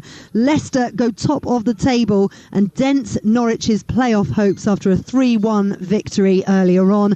Birmingham City 1-0 winners over Preston, a huge lifeline for Birmingham. Jay Stansfield's goal moving them 2 points clear of the relegation places. Coventry, though, their playoff hopes took a massive dent. Architects of their own downfall in the end after losing 2-1 at home to Cardiff City. Liam Kitching scoring 2 own goals to give Cardiff a chance of making the playoffs still. Middlesbrough 2-0 winners over Sheffield Wednesday. The Owls still in big trouble, second from bottom. Plymouth Argyle were beaten as well by Bristol City by a 0-0. They're 21st, just 1 point above the relegation zone. It's a record 5th defeat at home without scoring a goal for Ian Foster's side. Really poor run of form they're on at the moment. Rotherham, unbelievable, staved off relegation for a little bit longer. First win in 16 games, a 2-1 victory over Millwall. Charlie Wyke with the winner ultimately, but they're so far adrift they're all but down. Stoke City a 1-1 draw against Huddersfield Town. Huddersfield no win in 6. They've lost 3 of the last 5. They're in massive trouble, but Radulovic got the equaliser to give them a point at least, and still a point from safety. Lifelines as well for Blackburn Rovers. 5-1 win over Sunderland. I can't believe that Sunderland were in the playoff places at the start of the year. They've had such a terrible run of form at the moment, but Blackburn Rovers giving themselves a little bit of a boost in their fight against relegation, as did QPR. It finished Swansea City 0, QPR 1. A wonderful Steve Cook volley lifting QPR up to 16th. Huge for them. And West Brom looked down and out against Watford, but came from behind and ended up with a 2-2 draw at the Hawthorns, which was quite incredible. And the table is just, I mean, it's been tight all season, but when we're coming down to the last 6 in some cases, 7 for most teams, games of the season, it is looking absolutely crazy. A reminder for you, Leicester City top, 85 points. Ipswich Town, a point behind them, but having played a game more, and it's half-time and they're trailing against Southampton at the moment. Leeds are currently third on 83 points, having been top of the table at the start of the day. Southampton, well, Ipswich are top of the table start of the day, I should say. Southampton are fourth. They've played 38 games, as in this one here, and they're on 77 points, but closing the gap to Leeds United to 6 points. West Brom and Norwich sit in the other 2 playoff spots as we stand, and Coventry City had the opportunity to close the gap on Norwich after Norwich's defeat, but failed. They're still 4 points outside of the relegation places, and actually you can probably go all the way down to Cardiff City in 11th for teams that could make a late push for the playoffs if they wanted to. When you then get down to the bottom, Blackburn Rovers and QPR giving themselves a massive lifeline, because they're still 6 points above the relegation places, albeit 6 places above the relegation places, but that is how tight it is. When I was actually writing down today a list of all of the fixtures, I tend to pick out the games that have got something on it. And I'm going down and I'm going down and I'm going down. Every single game had something on it today, which is exactly what it is like watching the Championship this season, Dean Ashton. It's utterly incredible. Your Norwich City today will be kicking themselves, won't they? They will, but then they'll be relieved come the end of the day, especially if Hull can't get a result against Leeds, which is obviously going to be difficult for them. But it is incredible, Faye, when you say that about there being something on all of the games at this stage of the season. It just makes it so exciting. I think as a neutral, that so many teams have got so much to play for, the jeopardy of relegation and then the excitement of the playoffs and the promotion push. It's just so exciting, isn't it, the league? And it's not just the Championship, it's right through the Football League. Yeah, it is. We'll talk about League One and League Two later on in the show, no doubt, but we don't have time to do it now because Southampton are already out on the pitch getting themselves ready for this second half. What are they going to need to do to cement this crucial 3 points for themselves, and what do Ipswich need to do, Dean, to get themselves back in it? Well, I think Southampton will probably feel like they'll need a third, and why would they change what they're doing, because it's been so successful in that first half, but they'll be looking for that third goal to give them a cushion. And for Ipswich, I was just talking to Joe about what they could do, because of that midfield area, they look so swamped in there. So do you maybe take off a Jackson or a Hutchinson and maybe put Travis perhaps into midfield to have a solid 3 in there, and maybe just move Chaplin slightly out wide? That could be something that the manager looks at. They've got Sarmiento, another terrific player in Broadhead, so it could just be a case of personnel that changes. But Ipswich now coming out big second half for them. Huge, big 45 minutes for both Ipswich and Southampton in their race for Premier League football next season. Let's rejoin your commentary team at Portman Road. Former Norwich striker Dean Ashton is alongside your match commentator Joe Shannon. Yes, Southampton were out quite early. Ipswich have kept them waiting a couple of minutes here. And as we look down from our commentary position at the very back row of the main stand, there don't appear to be any half-time changes for either side. So speculation among the home supporters that there might be a substitution, but it doesn't look like there's one forthcoming for the second half. So Ipswich will have to come from behind, and they are very good at doing so. They've won more Championship points from behind in matches than anybody else this season. 28 points have come from behind. They took the lead. Southampton, though, have turned things around, and it's Southampton in lead by 2-1 and keeping up their faint hopes of automatic promotion. Ipswich would miss the chance to go top as it stands. Leicester City still at the summit, at least for now, with Leeds against Hull to come once we're done here. All happening, and it's all live on Talksport. Ipswich have got the second half off and underway in their blue and white, playing from right to left towards the most vocal of the two ends of the field. There were Ipswich fans at both ends. There's Sir Bobby Robson stand to our left-hand side, and Southampton in their red shirts, black shorts and white socks, playing from left to right. They lead 2-1. And Ipswich have Hladky in goal, to Ansebi, Wolfenden, Burgess and Davis the defenders, Morsi and Luongo in midfield, Jackson, Chaplin and Hutchinson behind Al-Hamadi up front. Keeper Moore had to go off injured in the first half. Southampton have Bazunu as their goalkeeper with Bree, Harwood-Bellis, Bednarek the centre-half. Stevens has just dropped to left-back momentarily as Hutchinson looks to get in behind on the edge of the penalty area. The ball trickled through his legs. Hutchinson has got the pace to win it back off Bree. Down by the corner flag on the near side of the field, and Ipswich right on the attack straight away. Roar of the home fans. Lots of home fans still retaking their seats. And Hutchinson is in again down this near side. The lefty crosses towards the far post. It'll evade both Al-Hamadi and Jackson and steered out of play by Ryan Fraser for Southampton. Ipswich throw far side the right. The rest of the Southampton team, Aribo, Stuart Armstrong and Downs in midfield, and Fraser and Adam Armstrong in support of Che Adams. Here is Luongo through the middle. He's giving it away, looking for Jackson. Ipswich get it back again straight away in an up-tempo start to the second half from the home team, Dean Ashton. Yeah, moving the ball quicker, taking quick throws, just trying to up the whole tempo of the game. Pressurise this Southampton side. Here comes Davis, near side the left. Early ball into Chaplin. First touch was heavy. Blocked off by Harwood-Bellis, who'll steer it clear to the centre circle. Southampton have given the ball away on 2 occasions already in the second half so far. That is very unlike them. A little sloppy, but Downs has won it back. Ipswich want a free kick and there's nothing given. Southampton are on the counter here with the pace of Adam Armstrong. Edge of the penalty area. Wide to Adams. Angle against him. Drags it right across the edge of the 6-yard box. It's going to squeeze wide and out of play for a goal kick. Meanwhile, Ipswich are absolutely furious that they didn't get a free kick earlier on in the build-up to that counter-attack. And Stuart Armstrong is the man who's gone down for Southampton midway inside opposition territory. So Michael Salisbury, the referee, has suddenly got a lot to deal with. 2.5 minutes into what is surely going to be a fascinating second half. Live on Talksport, it's Ipswich 1, Southampton 2, and the Talksport network is your home of the EFL, the only place to hear live and exclusive national radio commentaries, and much more to come between now and the end of the season. Stuart Armstrong's back on his feet. I think it was just as Luongo tried to make that challenge as he burst away and then just tried to jump over the top of him and just caught him with his knee slightly on the back of the head, but he's fine. But just shows they will be a threat on the break if Ipswich do give the ball away. Here come Ipswich, the team in blue and white. Hutchinson in the centre circle. There's loads of space for Davis. Near side the left. He's about 10 yards from the penalty area.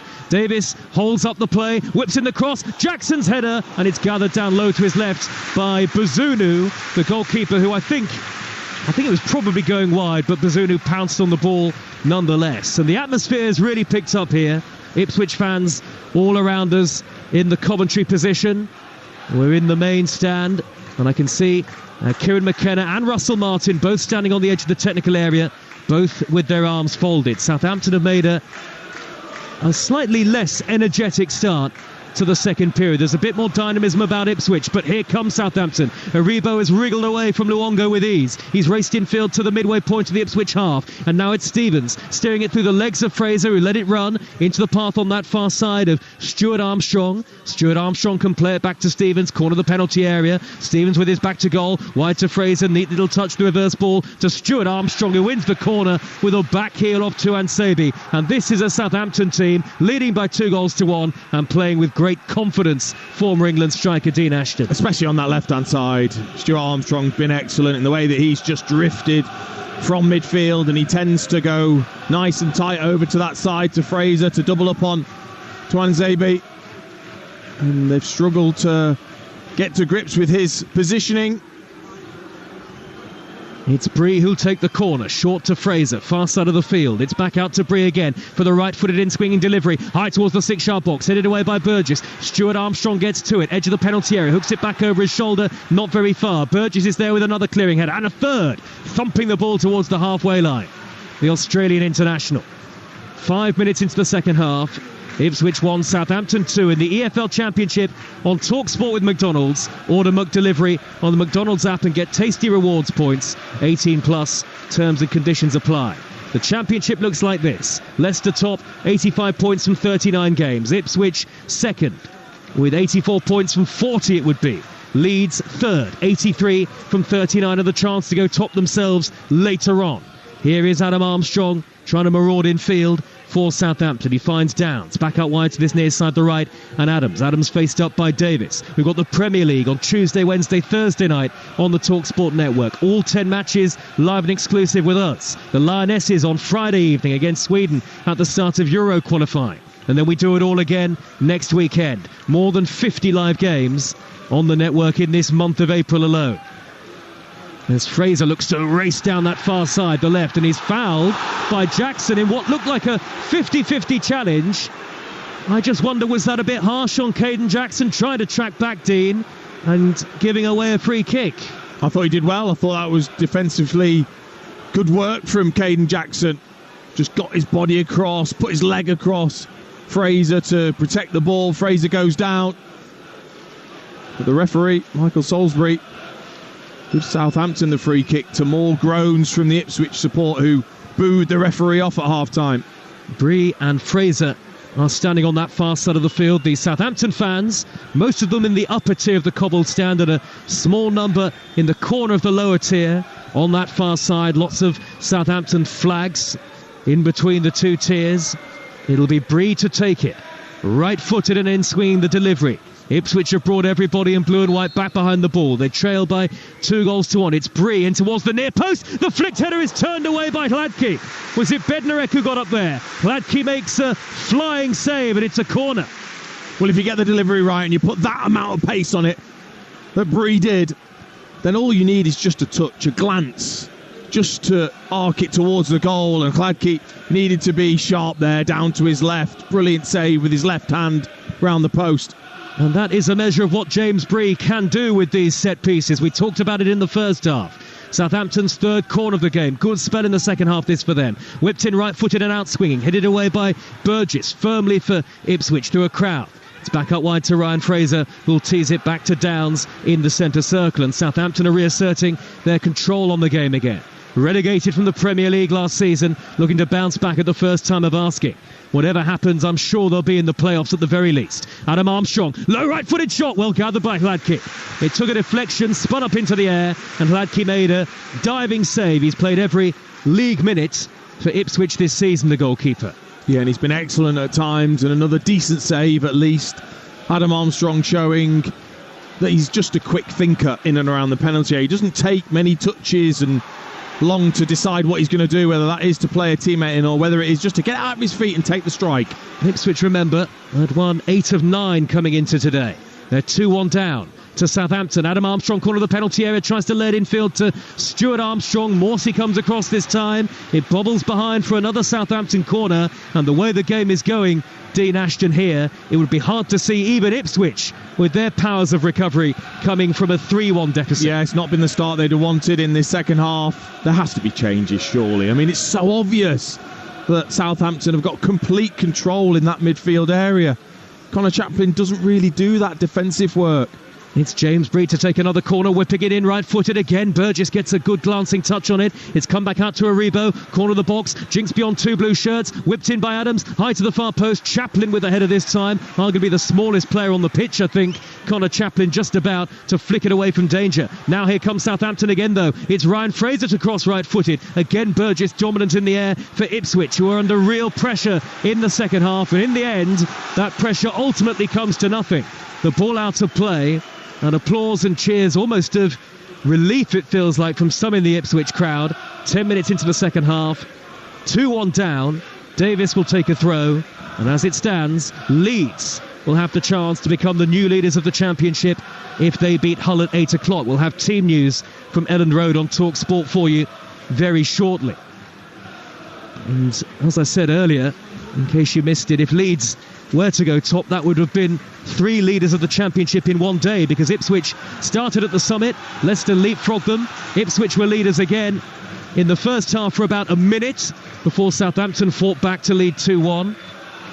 And who knows what Leeds will do later against Hull City, who are playoff chasers. The ball is intercepted by Harwood Bellis for Southampton. He's nudged it out of play, and it's an Ipswich throw. 15 yards into Southampton territory. Elsewhere in the Championship today, huge win for Birmingham against Preston. Blow for Preston in their playoff chase. Coventry 1, Cardiff 2. Coventry stay 7th. Sheffield Wednesday still in the drop zone after losing at Middlesbrough. Plymouth in big trouble just outside the relegation places. Lost at home to Bristol City. Rotherham 2, Millwall 1. Rotherham stay up for at least another game or so, but they're surely going to be relegated. Stoke 1, Huddersfield 1. That was live on Talksport 2.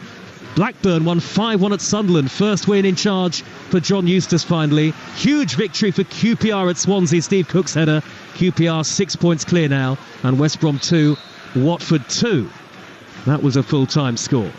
Now then, Davis, just shy of the halfway line, will take the throw for Ipswich. Infield with the throw towards Chaplin. Chaplin sticks it forward towards Al-Hamadi. Al-Hamadi tried to turn beyond Harwood Bellis, 10 yards from the edge of the penalty area. The slide tackle comes in from Hutchinson, but Southampton have won it back in that congested midfield area. Southampton winning the midfield battle.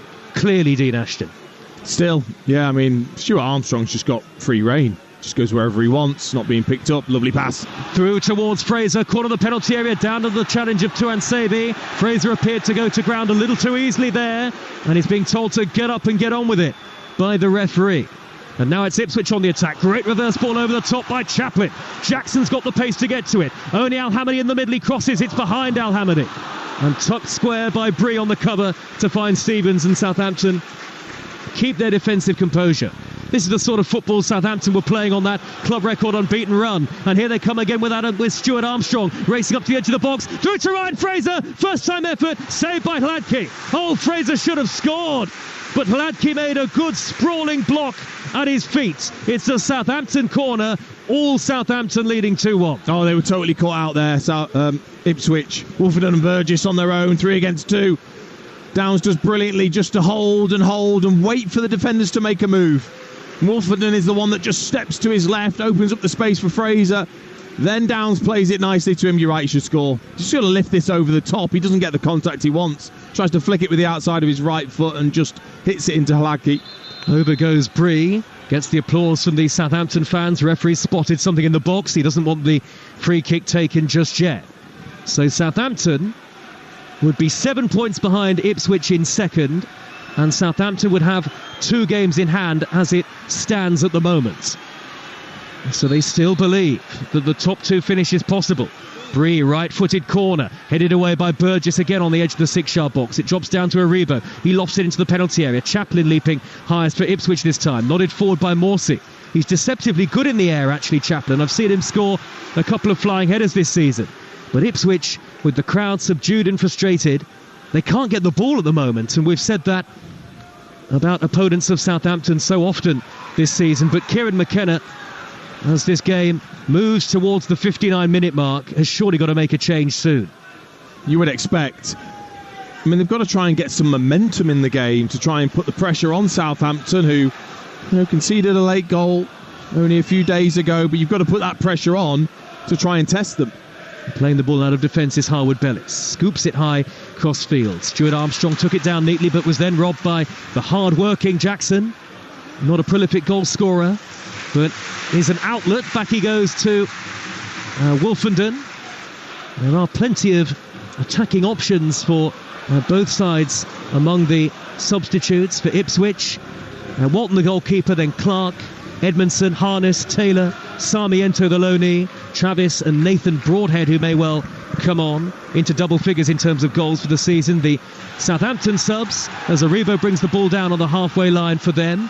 And he's nudged it wide left to Stuart Armstrong. Adam Armstrong was calling for it early. Good way to pass to Fraser. Fraser's low cross steered away by Burgess on the slide. Otherwise, Adam Armstrong would have had a tap in at the back post. Really, really good defending. The timing of the slide from Burgess was crucial. But if Fraser properly whips this in with pace, then I think Adam Armstrong has a tap in at the back post. He has to realise that Burgess is there. He has to realise that that ball has to be properly fizzed across towards Adam Armstrong. It wasn't quite, and Burgess just timed his slide perfectly. Here comes that Ipswich change. Caden Jackson off. Nathan Broadhead, the Welsh international, on. Broadhead 4 goals in his last 8 Ipswich appearances. Meanwhile, as the double change is made, the other change at right back, Harry Clark for Tuanzebe. Make it a triple change. Well, you're right, Dean. Jack Taylor taking to the field as well, the former Peterborough man for Ipswich. These are attacking changes so far because Clark is more adept at going forward than Tuanzebe. And the other change is that Luongo coming off, it is. And Taylor takes his place in midfield. Now there's a Southampton man down inside his own half of the field, just shy of the halfway line. Can't quite see who it is who's being treated because the physios are in the way. I think it might be Jan Bednarek. And so play is stopped. An hour gone, and no surprise that Ipswich have made that change. These Southampton subs, by the way: Lumley the goalkeeper, Walker-Peters, Manning, Smallbone, Mara, Rothwell, Sulemana, Edozie and David Brooks. So plenty of championship quality on the benches of both sides. It does feel like, doesn't it, Dean Ashton, like a potentially really significant Easter Monday this, especially if the score stays like this and if Leeds were to beat Hull later. It'll feel like it's absolutely massive if you were to drop points at this moment. There's still plenty of games to go, plenty of twists and turns, of course, but every point will feel so vital at the moment. And we've seen that Kieran McKenna has played his hand. Those 3 substitutions, and what will we see? Will we see a reshuffle in terms of formation, or will it just be freshness and more energy and maybe a bit more quality that's going to be needed from those players coming on? Worth noting, Ipswich and Leeds will both have played 40 games after tonight. Leicester would still have a game in hand. So Enzo Maresca's team have that up their sleeve. Their next game is at home to Birmingham on Saturday. Leeds will be away at Coventry, and Southampton away at Blackburn, and Ipswich away at Norwich. Dean will be there live for Talksport 2 in slightly more familiar surroundings. Now then, Bednarek is limping towards the far side. Southampton don't seem to have anybody ready to come on. Bednarek looks like, the way he's moving, that he isn't going to be able to carry on. He's almost bending forward again there, Bednarek. They'll definitely be temporarily down to 10, Southampton, but surely they're going to want to get possibly a Walker-Peters maybe onto the field. We'll see. I think Bednarek is going to try and carry on here. Southampton have got the throw midway inside the Ipswich half, far side the left, and Bednarek will try and come back on shortly. 2-1 Southampton lead at Ipswich in the 63rd minute of the game. Talksport and Talksport 2 back tomorrow night with Premier League football. All 10 Premier League games this week, this midweek with us. Tuesday, Newcastle against Everton, West Ham against Tottenham. Wednesday, Arsenal, Luton and Manchester City, Villa. So huge games for all sorts of reasons. And Thursday, Liverpool, Sheffield United and Chelsea, Manchester United. The rest of the games are on the app. Every game matters and every goal matters at this stage of the season. Here is Clark in the right-back position. First touch for him for Ipswich. Fired forward by Morsi up the middle towards Al-Hamadi, and it takes a bounce and is gathered by Bazunu. Are they almost a 4-4-2 possibly here, Ipswich, with Broadhead playing through the middle as well? I think Connor Chaplin's pushed up as well. Look, you've either got to be brave and really go and try and press Southampton higher up the pitch and try and win that ball at source, or you go a bit longer, a bit sooner towards Al-Hamadi and look to play it in behind over the top towards Broadhead and Hutchinson. And Bednarek is back onto the field, so Southampton restored to 11 players, and they are comfortable at the moment. They win another free kick. Stuart Armstrong goes down 10 yards shy of the halfway line, and as it stands, Leeds will go top of the Championship with a victory over playoff chasing Hull at 8 o'clock. With all the team news ahead of our Talksport commentary, here's Jim Proudfoot. And they made one change, Joe, to the side that was held at Watford. Firpo in for Cooper, so Barham switches to right back, Gray into midfield, and Ampadu back to centre half. 3 Hull changes to the team, surprisingly beaten by Stoke. Morton replaces McLaughlin, so Slater moves to full back and Core to centre half. 2 fans in for Zarori and Omer for Ohio, and as things stand, as you say, Leeds top of the table if they win. We kick off at 8. Thanks, Jim. Looking forward to that on the drive home, live on Talksport. And Hull City start the night 6 points off the playoff places with 2 games in hand as well. And Norwich, Coventry and Preston all lost today in the race for the playoffs, so renewed hope for Hull maybe as Bazunu, the Southampton goalkeeper, chips the ball long. You've missed nothing here at Portman Road. Ipswich 1, Southampton 2. But here's Broadhead onto the attack. Through to Al Hamadi. He's bursting into the penalty area. What a run off the post. So close to an equaliser from nothing. Al Hamadi, so often a source of goals off the bench since joining the club, very nearly made it 2-2. Oh, how close can you be? I mean, it's brilliant from Nathan Broadhead. Nice and bright and alert with a lovely touch and a flick round the corner, and then plays it into Al Hamadi. He gets the nutmeg to start with, falls nicely for him. I think he bobbles the strike. That might just mean he doesn't hit it exactly where he wants it. Once you start to bobble it, it can spin away, but it hits the base of the post and comes out. That could have been a huge moment for Ipswich. That's what Ipswich can do. That's what Ali Al Hamadi can do. Brought in from AFC Wimbledon in the winter window. Not made a start for Ipswich. His 11 appearances, including this one, have all come off the bench. Hits the post and it stays 2-1 Southampton. Here is Morsey for Ipswich. Is this the start of a better spell for the home team, who are used to coming from behind in matches? Here is Broadhead. Infield from the near side, the left halfway line. He's lost the ball to Downs. Flynn Downs racing up the near side, the Southampton right. Held up by Broadhead and then slips as he plays it back to Bree. And the ball's gone out of play, and that's an Ipswich throw in the left-back position. I guess, Dean, sometimes when you're struggling for momentum in a game, a little incident like that has got the crowd going. It has. I mean, it was really good play, wasn't it, from Broadhead, and a bit of luck for Al Hamadi. Can't do much more, can he? Fraser driving forward edge of the D, right-footed curler straight at Ladke. He looked menacing there, Fraser, but the shot was anything but. Ladke made a simple save. Now it's Taylor for Ipswich, whipping the ball over the halfway line towards the run of Hutchinson. Good sliding challenge from Bednarek. Now the atmosphere rises up another notch. We're into the final quarter of the game, live on Talksport. Ipswich seeking an equaliser. That would not be enough to take them top, by the way. They need a win to go top of the championship. Early ball in from Chaplin, crossfield to the left. Davis looking to dart downfield. Davis edge of the penalty area. Back it goes to Taylor, onto Broadhead. What a finish! It's 2-2. The super sub has struck. Nathan Broadhead and Ipswich have come from behind again. What a fantastic last 23 minutes we've got in store here at Portman Road. Broadhead like an arrow into the bottom corner, and the pendulum swings again. Ipswich 2, Southampton 2. Well, McKenna played his cards, and he's come out with a full house, because it's absolutely brilliant. From Taylor to start with, the pass is just so creative, because it's not even really on. He just plays it first time, doesn't even look, just plays it into the path of Broadhead, and in one foul swoop he just swivels and strikes it through the legs of the defender, and it is past Bazunu before he can really dive. It's a fantastic goal from Ipswich.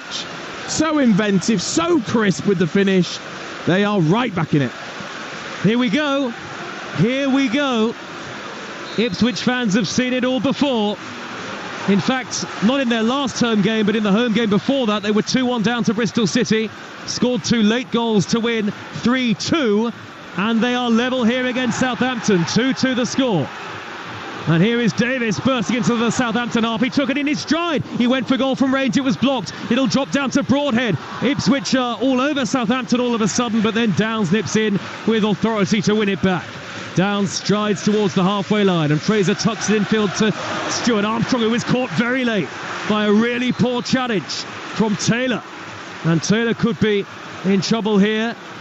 Maybe a yellow... I think it's definitely a yellow card challenge. 2-2. Dean Ashton, 21 minutes to go. Yeah, I think he's just a bit pumped up, isn't he? There, that's for sure. Jack Taylor, he's been involved in the goal and trying to feed off the energy of the crowd after that goal, gets himself a yellow card. It was low, the challenge. It's just that Armstrong was just a bit too quick, and he really cleaned him out at stud level. Portman Road is bouncing. Never question the excitement of the EFL. And on the Talksport network, we just love every minute of it, every kick and every goal. Here comes the Southampton change, and Fraser, who's been wasteful with a couple of chances, is going off.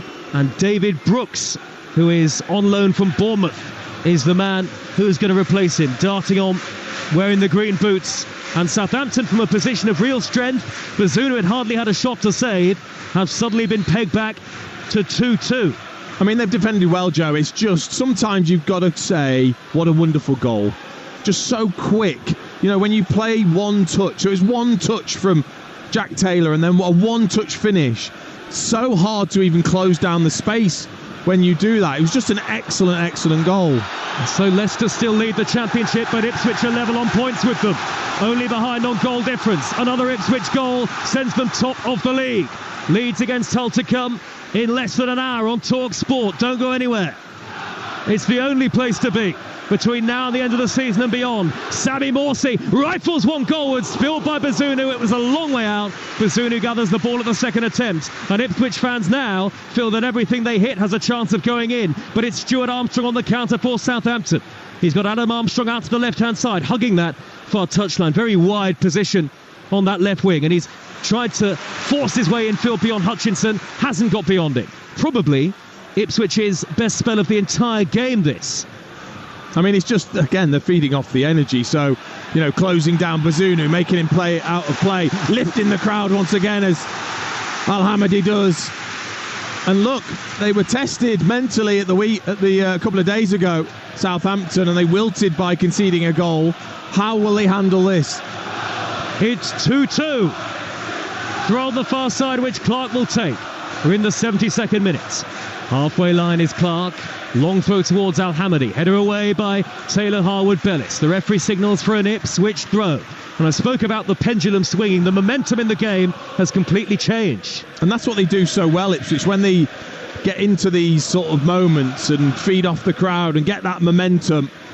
Teams have struggled to hold them off. Here's Jack Taylor, left-hand side. It's midway into the Southampton half, wins a free kick.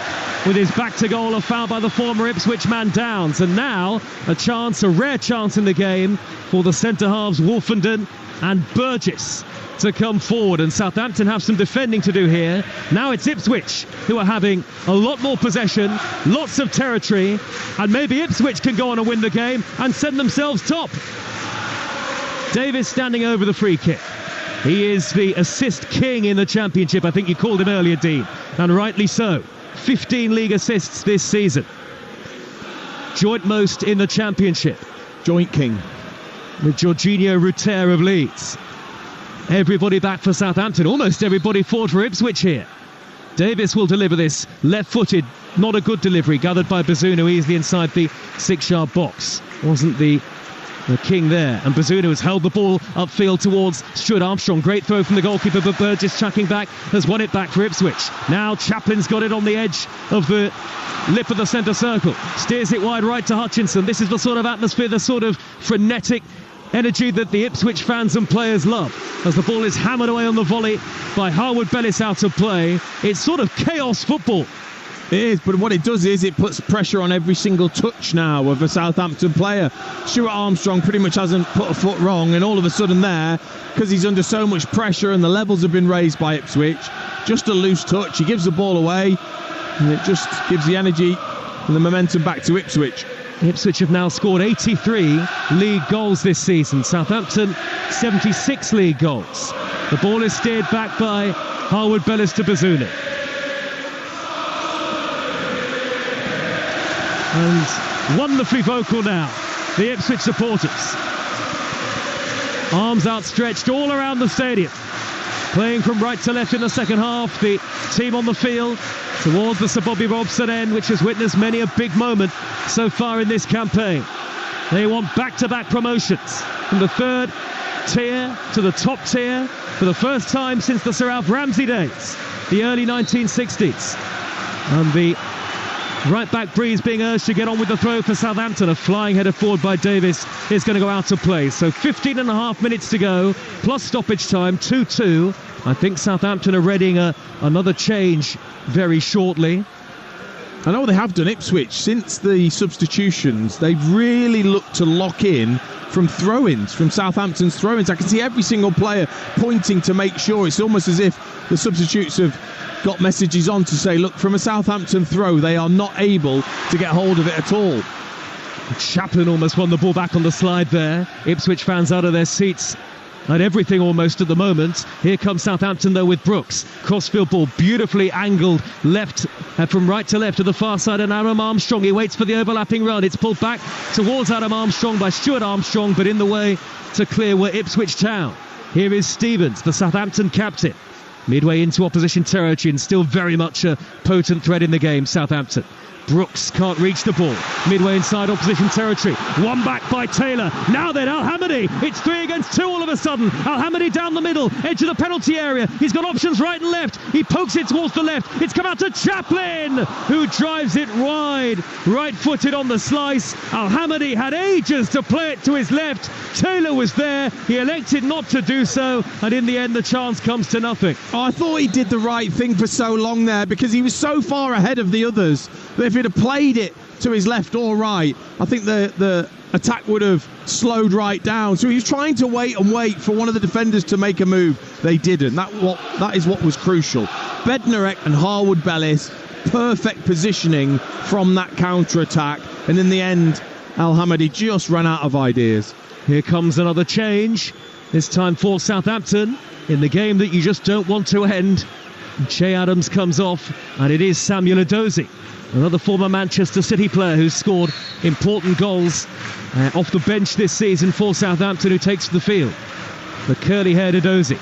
Stevens for Southampton. Square ball to Downs, middle of midfield. Downs has got acres of space to dart into up the middle. He threads the ball left to Stuart Armstrong. First touch for the dangerous Edozie in the left wing position. He races forward, taking on Clark. Great run by Edozie. He's still going. He could have cut it back there. In the end, couldn't quite get his foot wrapped around the ball. Ipswich clear only as far as Edozie again, but now it's one back by Harry Clark for them.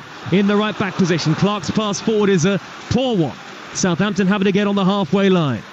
For quality and excitement, it's surely one of the best games of the Championship season so far, Dean Ashton. 2-2. We've still got, I'm sure, another twist or turn to go in this game. Edozie there, brilliant. Just coming straight on, straight away, getting at Clark. Just forgot to take the shot.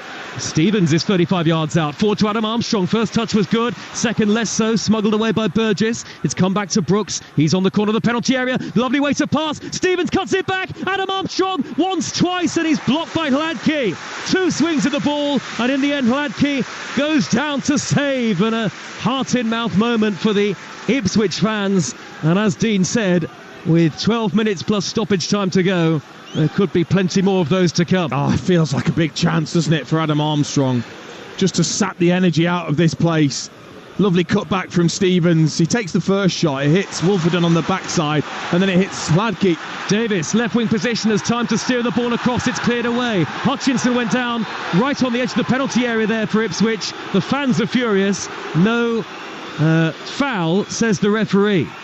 Ipswich need a goal to go top of the Championship. At the moment, it's Leicester who hold the lead, and Leeds with the chance to go top later when they play Hull on Talksport. Here's an opportunity for Edozie, racing in field from the left. Touch is heavy, behind for a goal kick to Ipswich again. Out of our seats all the time here. Well, what it has done is it's really opened up the game. You know, yes, they're taking risks in terms of they're allowing Southampton to now counter-attack with less numbers at the back, Ipswich, but they're going for it. They're not going to hold back and accept a draw. Hladky, the goalkeeper for Ipswich, all in green. They looked potentially a beaten side at one stage early in the second half. If Southampton had got the third goal they were looking for, it might have been the case, but it's 2-2. Chaplin, shove in the back, fouled. Free kick Ipswich, just shy of the halfway line. We should be used to this, watching games, particularly involving Ipswich, and Southampton have had a couple of thrillers as well this season. But it's always just so exciting each and every time. It's like a novelty. Here is Brooks for Southampton. Good feet to race over halfway, and then he shuffles it wide to his right, and Bree. Brooks has continued the run in field, gets the return pass. Oh, he's blocked off impressively there, though, by Taylor. Coming across to sweep it away from danger for Ipswich. Bit more mobile Taylor than Luongo. Here is Aribo, though, for Southampton. Middle of the Ipswich half. Back it goes to Stevens, forward towards the edge of the penalty area. Stuart Armstrong has poked it a little too far for Edozie to pull in across. Edozie's kept it in by the dead ball line, very close to the Southampton fans on one side of the stadium. 2-2 on Talksport. Edozie looking to wriggle his way into the penalty area, sandwiching between two blue shirts. In the end, that's Wolfenden who has sent it skywards, out of play, and it's a Southampton throw. And the pace of the game is just utterly relentless. It is, and Edozie's got up to that pace, which is surprising so far. He's already giving Clark a few issues over on that left-hand side, just gets it and drives straight towards the toes of Clark to try and twist and turn. And here is Aribo up that far side, the left again for Southampton. Touched onto Edozie. Back towards Aribo. He let it run across his body. Broadhead with a slightly desperate challenge for Ipswich to try and clear. It's his goal that's brought things level. Edozie dinks in the cross. Headed up into the air by Burgess and then further clear from Morsey. Now it's held up by Al Hamadi, who's hit the post, remember, in the game. Steers it to his right and Hutchinson. This is where they're really dangerous with the pace on the counter-attack. Hutchinson trying to take on the defender, Harwood Bellis. He's reached the edge of the 18-yard box, right on that far side, and a lovely ball nudged infield to Connor Chaplin. Chaplin pulls it back across. Stretching to clear is James Bree, away from danger. 9 minutes to go.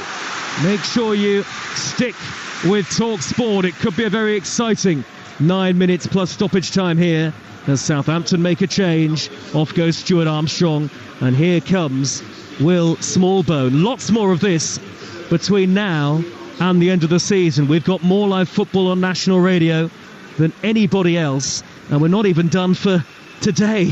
Elland Road leads against Hull coming up shortly, and it's now, is that a double change for Southampton? It is, because also going off is Aribo, and Rothwell, Joe Rothwell, is coming onto the field as well. Another Bournemouth loanee onto the pitch for Southampton.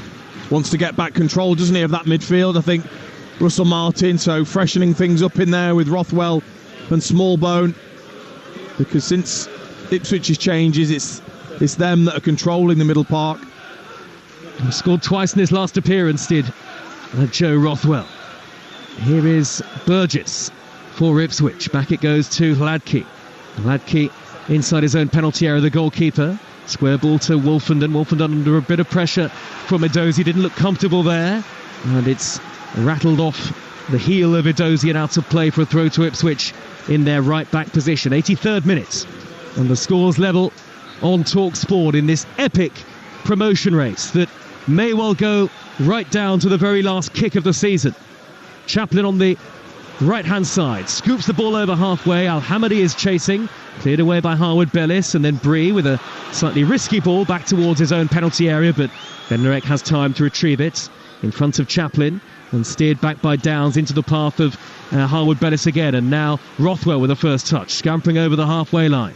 Good feet from Rothwell, and he pings a lovely crossfield ball on the diagonal to find Brooks. Brooks shaping to cut infield into a central position. He does just that. He's found Rothwell, touched it on towards Edozie. Poor pass initially. Edozie had to run to keep it in, down by the dead ball line, but the attack is still on here. Edozie teasing and twisting Clark, who nearly fell over.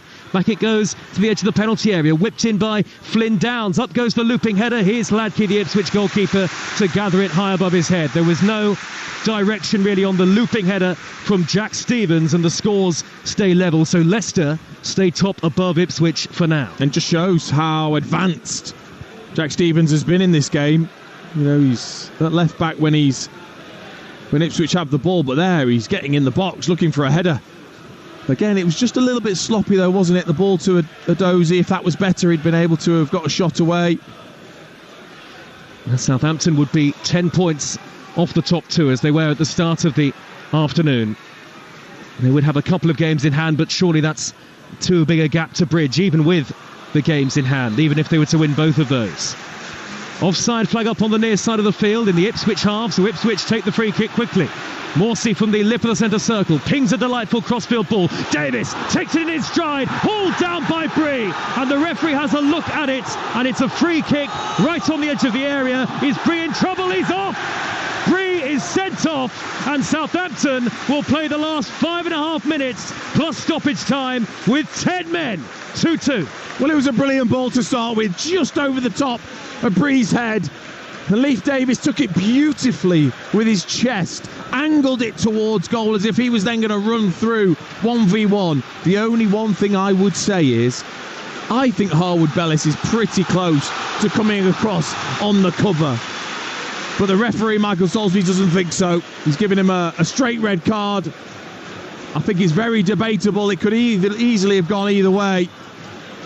But he knew what he was doing. He knew what he was doing, Bree, because he thought, I've been beaten here, and Davis is in on goal.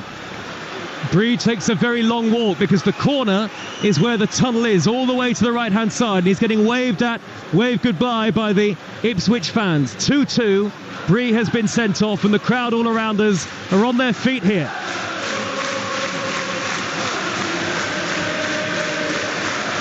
Four and a half minutes to go. 2-2 the score. Ipswich were ahead, then they were behind. Now they've hauled themselves level, and Southampton are down to 10 men. And Ipswich have a free kick here, right on the edge of the box, left of centre certainly, well left of the edge of the D, but it's certainly on for the right-footed shot, you'd have to think, from this sort of range. Taylor and Broadhead and Chaplin and Hutchinson are all standing over it. Morsey's standing square all on his own, and they need to keep an eye on that. Do Southampton. All 9 outfield players back to defend after the sending off of James Bree. You're listening to Talksport, live from Portman Road in the Championship. There's a 4-man Southampton wall in red, 1 man lying down behind it, and the free kick towards the left-hand corner of the penalty area. Quite a tight angle. I wonder if the right-footed shooter will go for the far corner where Bazunu is, or try and bend it into the near corner. It's going to be Jack Taylor to place the ball, taps it to Broadhead to curl it. Double deflection, Southampton clear it away. Hit the bottom of the wall, and Southampton through Smallbone knock it clear high towards the near side. I thought it was a strange choice. I thought it was a good position to take the strike on, or like you just said, Morsey was free on the edge of the area if you were just to shift it a little bit further. As soon as you do that there, it does allow the wall to come out and block at close range. Well, at this stage, you'd expect Ipswich to look the more likely to go on and win it against 10 men, but such is the Championship that you just never know. Clark has won the ball back on the halfway line, but at the expense of a foul and a dozy. Free kick, Southampton just into opposition territory. 3 minutes left. What a wonderful day of football in the second tier. So much excitement, and not done yet. 3 minutes of this game to go, plus added time. You can hear maybe the Southampton fans in the distance. And Smallbone has placed the free kick down, and they have sent Bednarek forward here, Southampton, and Stevens is there as well. It's just inside the Ipswich half, and Ipswich have a very high defensive line. Pumped crossfield by Smallbone. Davis wins the initial header for Ipswich. Now then they can break. They flood forward the team in blue and white. Davis surging. He's 10 yards from the edge of the penalty area. Davis square. Broadhead blocked. He had a clear shot and it was brilliantly blocked, and now the flag is up on the near side of the field as Chaplin, first time left-footed effort, is steered wide of goal, so it wouldn't have gone in anyway.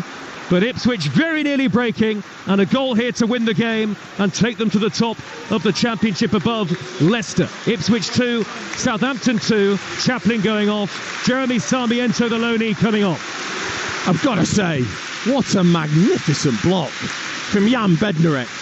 I mean, he's got half a back anyway, the way he's limping around, and that would not have helped. But he had to take it because Broadhead was looking to strike venomously towards the goal. It was a great break from Ipswich. Southampton, really, they shouldn't be caught in the way that they were. You'd think they'd be sitting back now with one less player, but maybe not. Bazunu, the goalkeeper, will hammer the ball clear for Southampton. Just over a minute of normal time to go on Talksport. Is there to be a late winner here? Southampton need it to really keep alive, you feel, their automatic hopes. Ipswich need it to go to the summit of the table. If they don't get it, then Leeds will have the chance to go above them and Leicester. Leeds against Hull at 8. The ball is on the halfway line now. Southampton have knocked it forward, headed away by Burgess for Ipswich. Flick forward to the halfway line by Morsey. Well retrieved by Rothwell in front of Sarmiento, who's just come on. Rothwell has spread the ball out to the left-hand side, and it's Jack Stevens, all right foot, nudges the ball forward to Edozie. He's 35 yards from goal. Good quick feet from Edozie. Shuffling feet. Knocks it down the inside left channel. Adam Armstrong crosses. That's blocked, and that's a Southampton corner. The 10 men have a corner into the last 25 seconds of normal time. He's been really bright, Edozie, since he's come on. He's made a difference on that left-hand side. Good ball down the side for Adam Armstrong. Doesn't matter whether you've got one less player, set plays are still dangerous. Well, there are only really 4 in the middle for Southampton, including Stevens and Bednarek, who looks like he's gone right in front of the goalkeeper. It'll be Will Smallbone to deliver, and it's going to be a thumping header away by Burgess yet again. Absolutely dominant in the air, the Australian international centre-half. We are into stoppage time, 7 added minutes on Talksport. Ipswich 2, 10-man Southampton 2.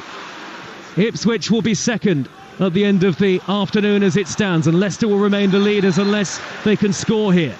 Now then, what's the referee spotted? He spotted a foul. Late challenge on Burgess, free kick to Ipswich. Would a draw be fair in the end, Dean Ashton, over the course of the game?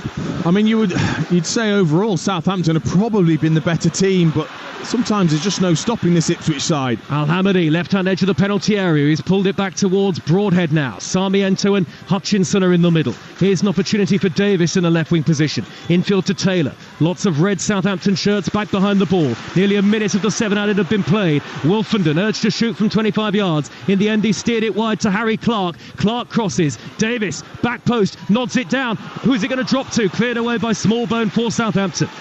Up to the relative safety of the halfway line. Burgess there to prod it back to Hladky. Ipswich will come all over again in search for a winner. Yeah, just got to try and keep the pressure on for this full 6.5 minutes. Knocked up the right-hand side by Clark. Control well by Sarmiento, shaping the cut in field, but then he slipped under pressure from Rothwell. And the ball is at the feet of Smallbone. Smallbone back to Downs. Downs, the tall midfield player. To Bednarek, and now out to the left-back position where Stevens is waiting. Southampton so far have defended admirably since going down to 10 men a few minutes ago. Nearly 2 through the 7 added. Rothwell's got the ball on the halfway line for them. Rothwell darts towards the central position. Smallbone square pass to Downs, and he gets returned as Will Smallbone. A goal enough to win it for either team here, surely. Edozie's plucked it out of the air neatly, left wing position. This is good possession from Southampton. Adam Armstrong is in the middle. David Brooks whips in the cross. It's headed away by Wolfenden. A little bit of nerves maybe for some of the Ipswich fans in the crowd, despite having one man more. Here comes Rothwell.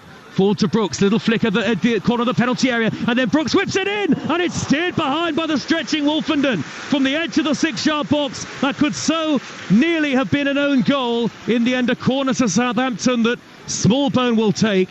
And Davis, has he gone down with cramp here? 2-2. You just wonder whether they've kind of punched themselves out, Ipswich, in getting back in the game. Because even with 10 players, Southampton have kept possession better. They've already looked more dangerous. Brilliant bit of play from Brooks. Lovely little sort of Cruyff flick into the path. And then the ball across. Wolfenden had to be perfect in his positioning. Smallbone will take the corner from the near side. Davis is back on his feet. Ipswich against the 10 men of Southampton. 4 added minutes to go on Talksport, and they've still got some defending to do here, Ipswich. Smallbone, one arm up into the air. What's the delivery like? It's going to be right-footed and out-swinging into the 6-yard box, and there is Wolfenden to head it away. For Ipswich, it's going to spiral out towards the far side to left, and a Southampton throw about 10 yards from the corner flag, halfway through the added time.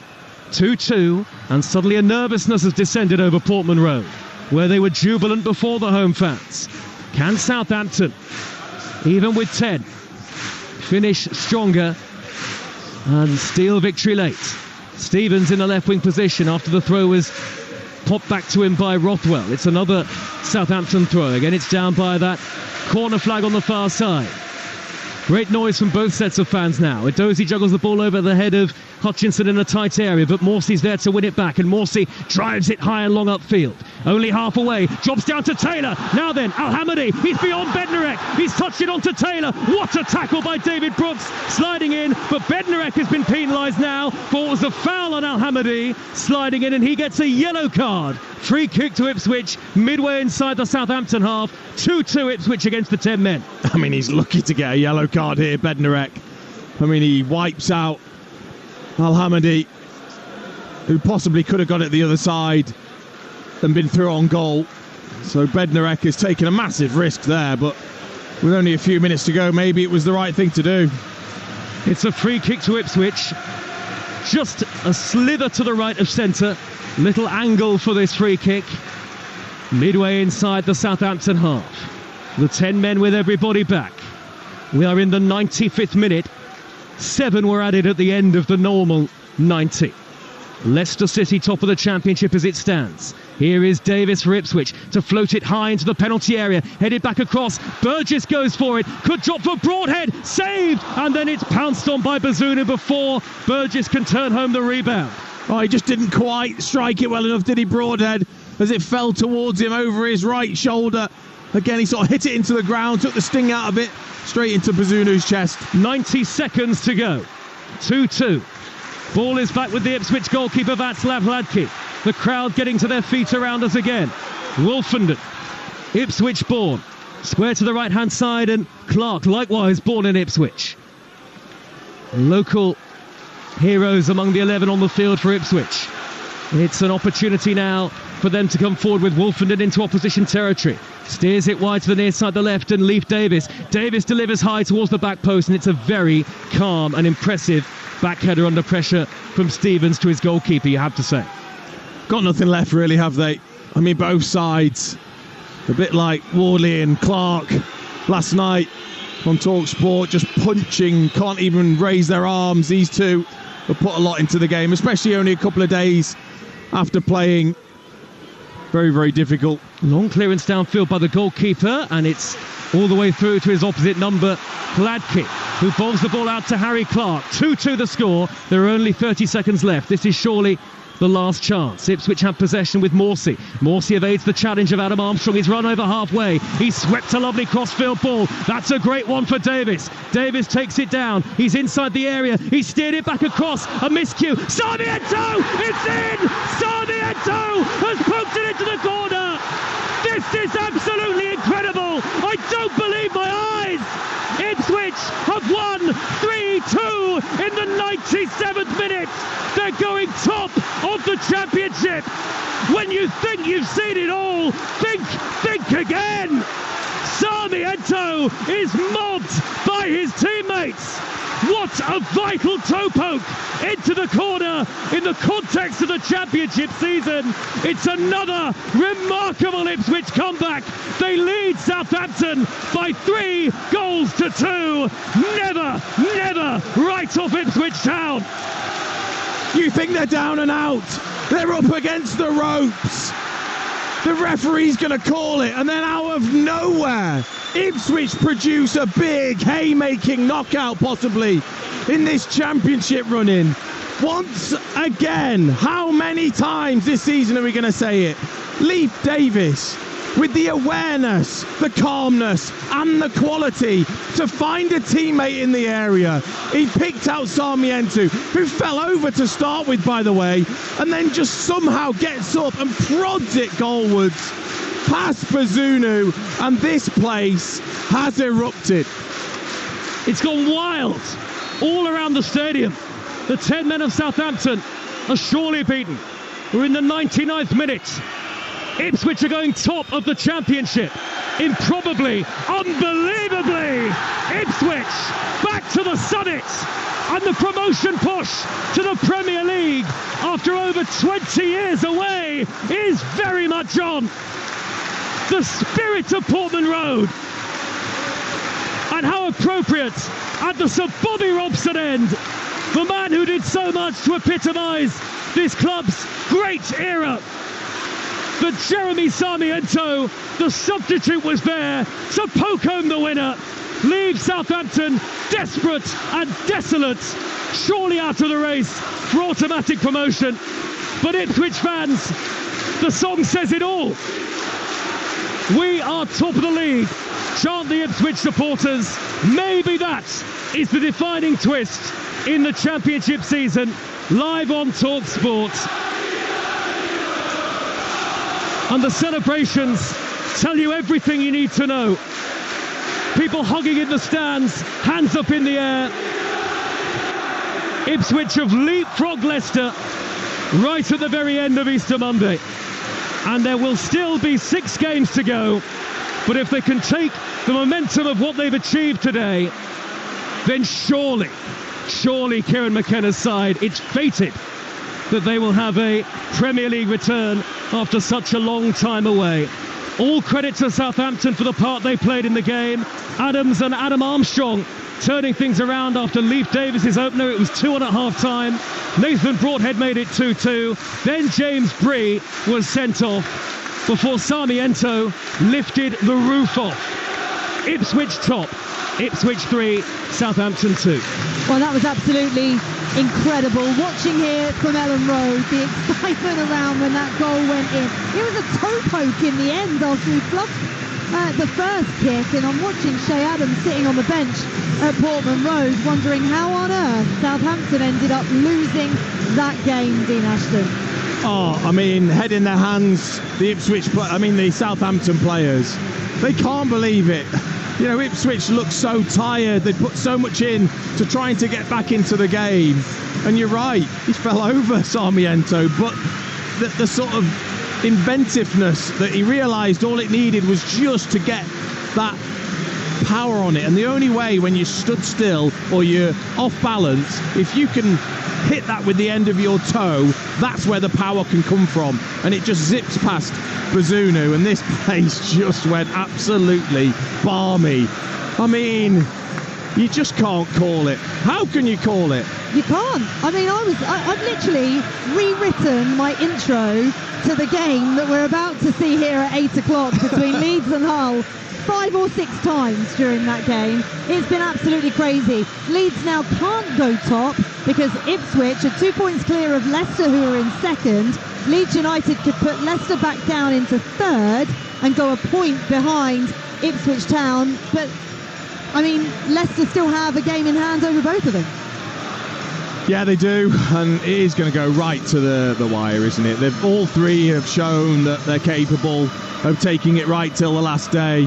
But I think tonight we've seen the difference, I think, between a team that is going to be right there at the end for automatic and a team that's probably just going to miss out. Just a different mentality between Ipswich and Southampton. And you could just sense once that pressure was starting to build, Southampton weren't able to cope. When it was nice and the football was good, they looked great. But maybe just that slightly weak underbelly they've suffered with again. Whereas Ipswich, just incredible mentality to just keep going and throw bodies forward and then just have that bit of quality. You still need the quality even when you're pushing and it's frantic. And their players have shown that they've got it in abundance. Yep, they certainly have. Huge, huge game next week, live on Talksport 2, 12:30, between Norwich City and Ipswich Town. Are you going to it, Dean, or are you hiding? I'm absolutely going to be there front and centre. I cannot wait to see what happens. It's just going to be terrific, especially after this. There'd have been Norwich fans laughing at the screens at 2-1 to Southampton, and now that has all changed, ready for next week. Absolutely cannot wait. Get yourself home safe. Thank you to Dean Ashton and to Joe Shannon. Over to you, Leeds United and Hull City.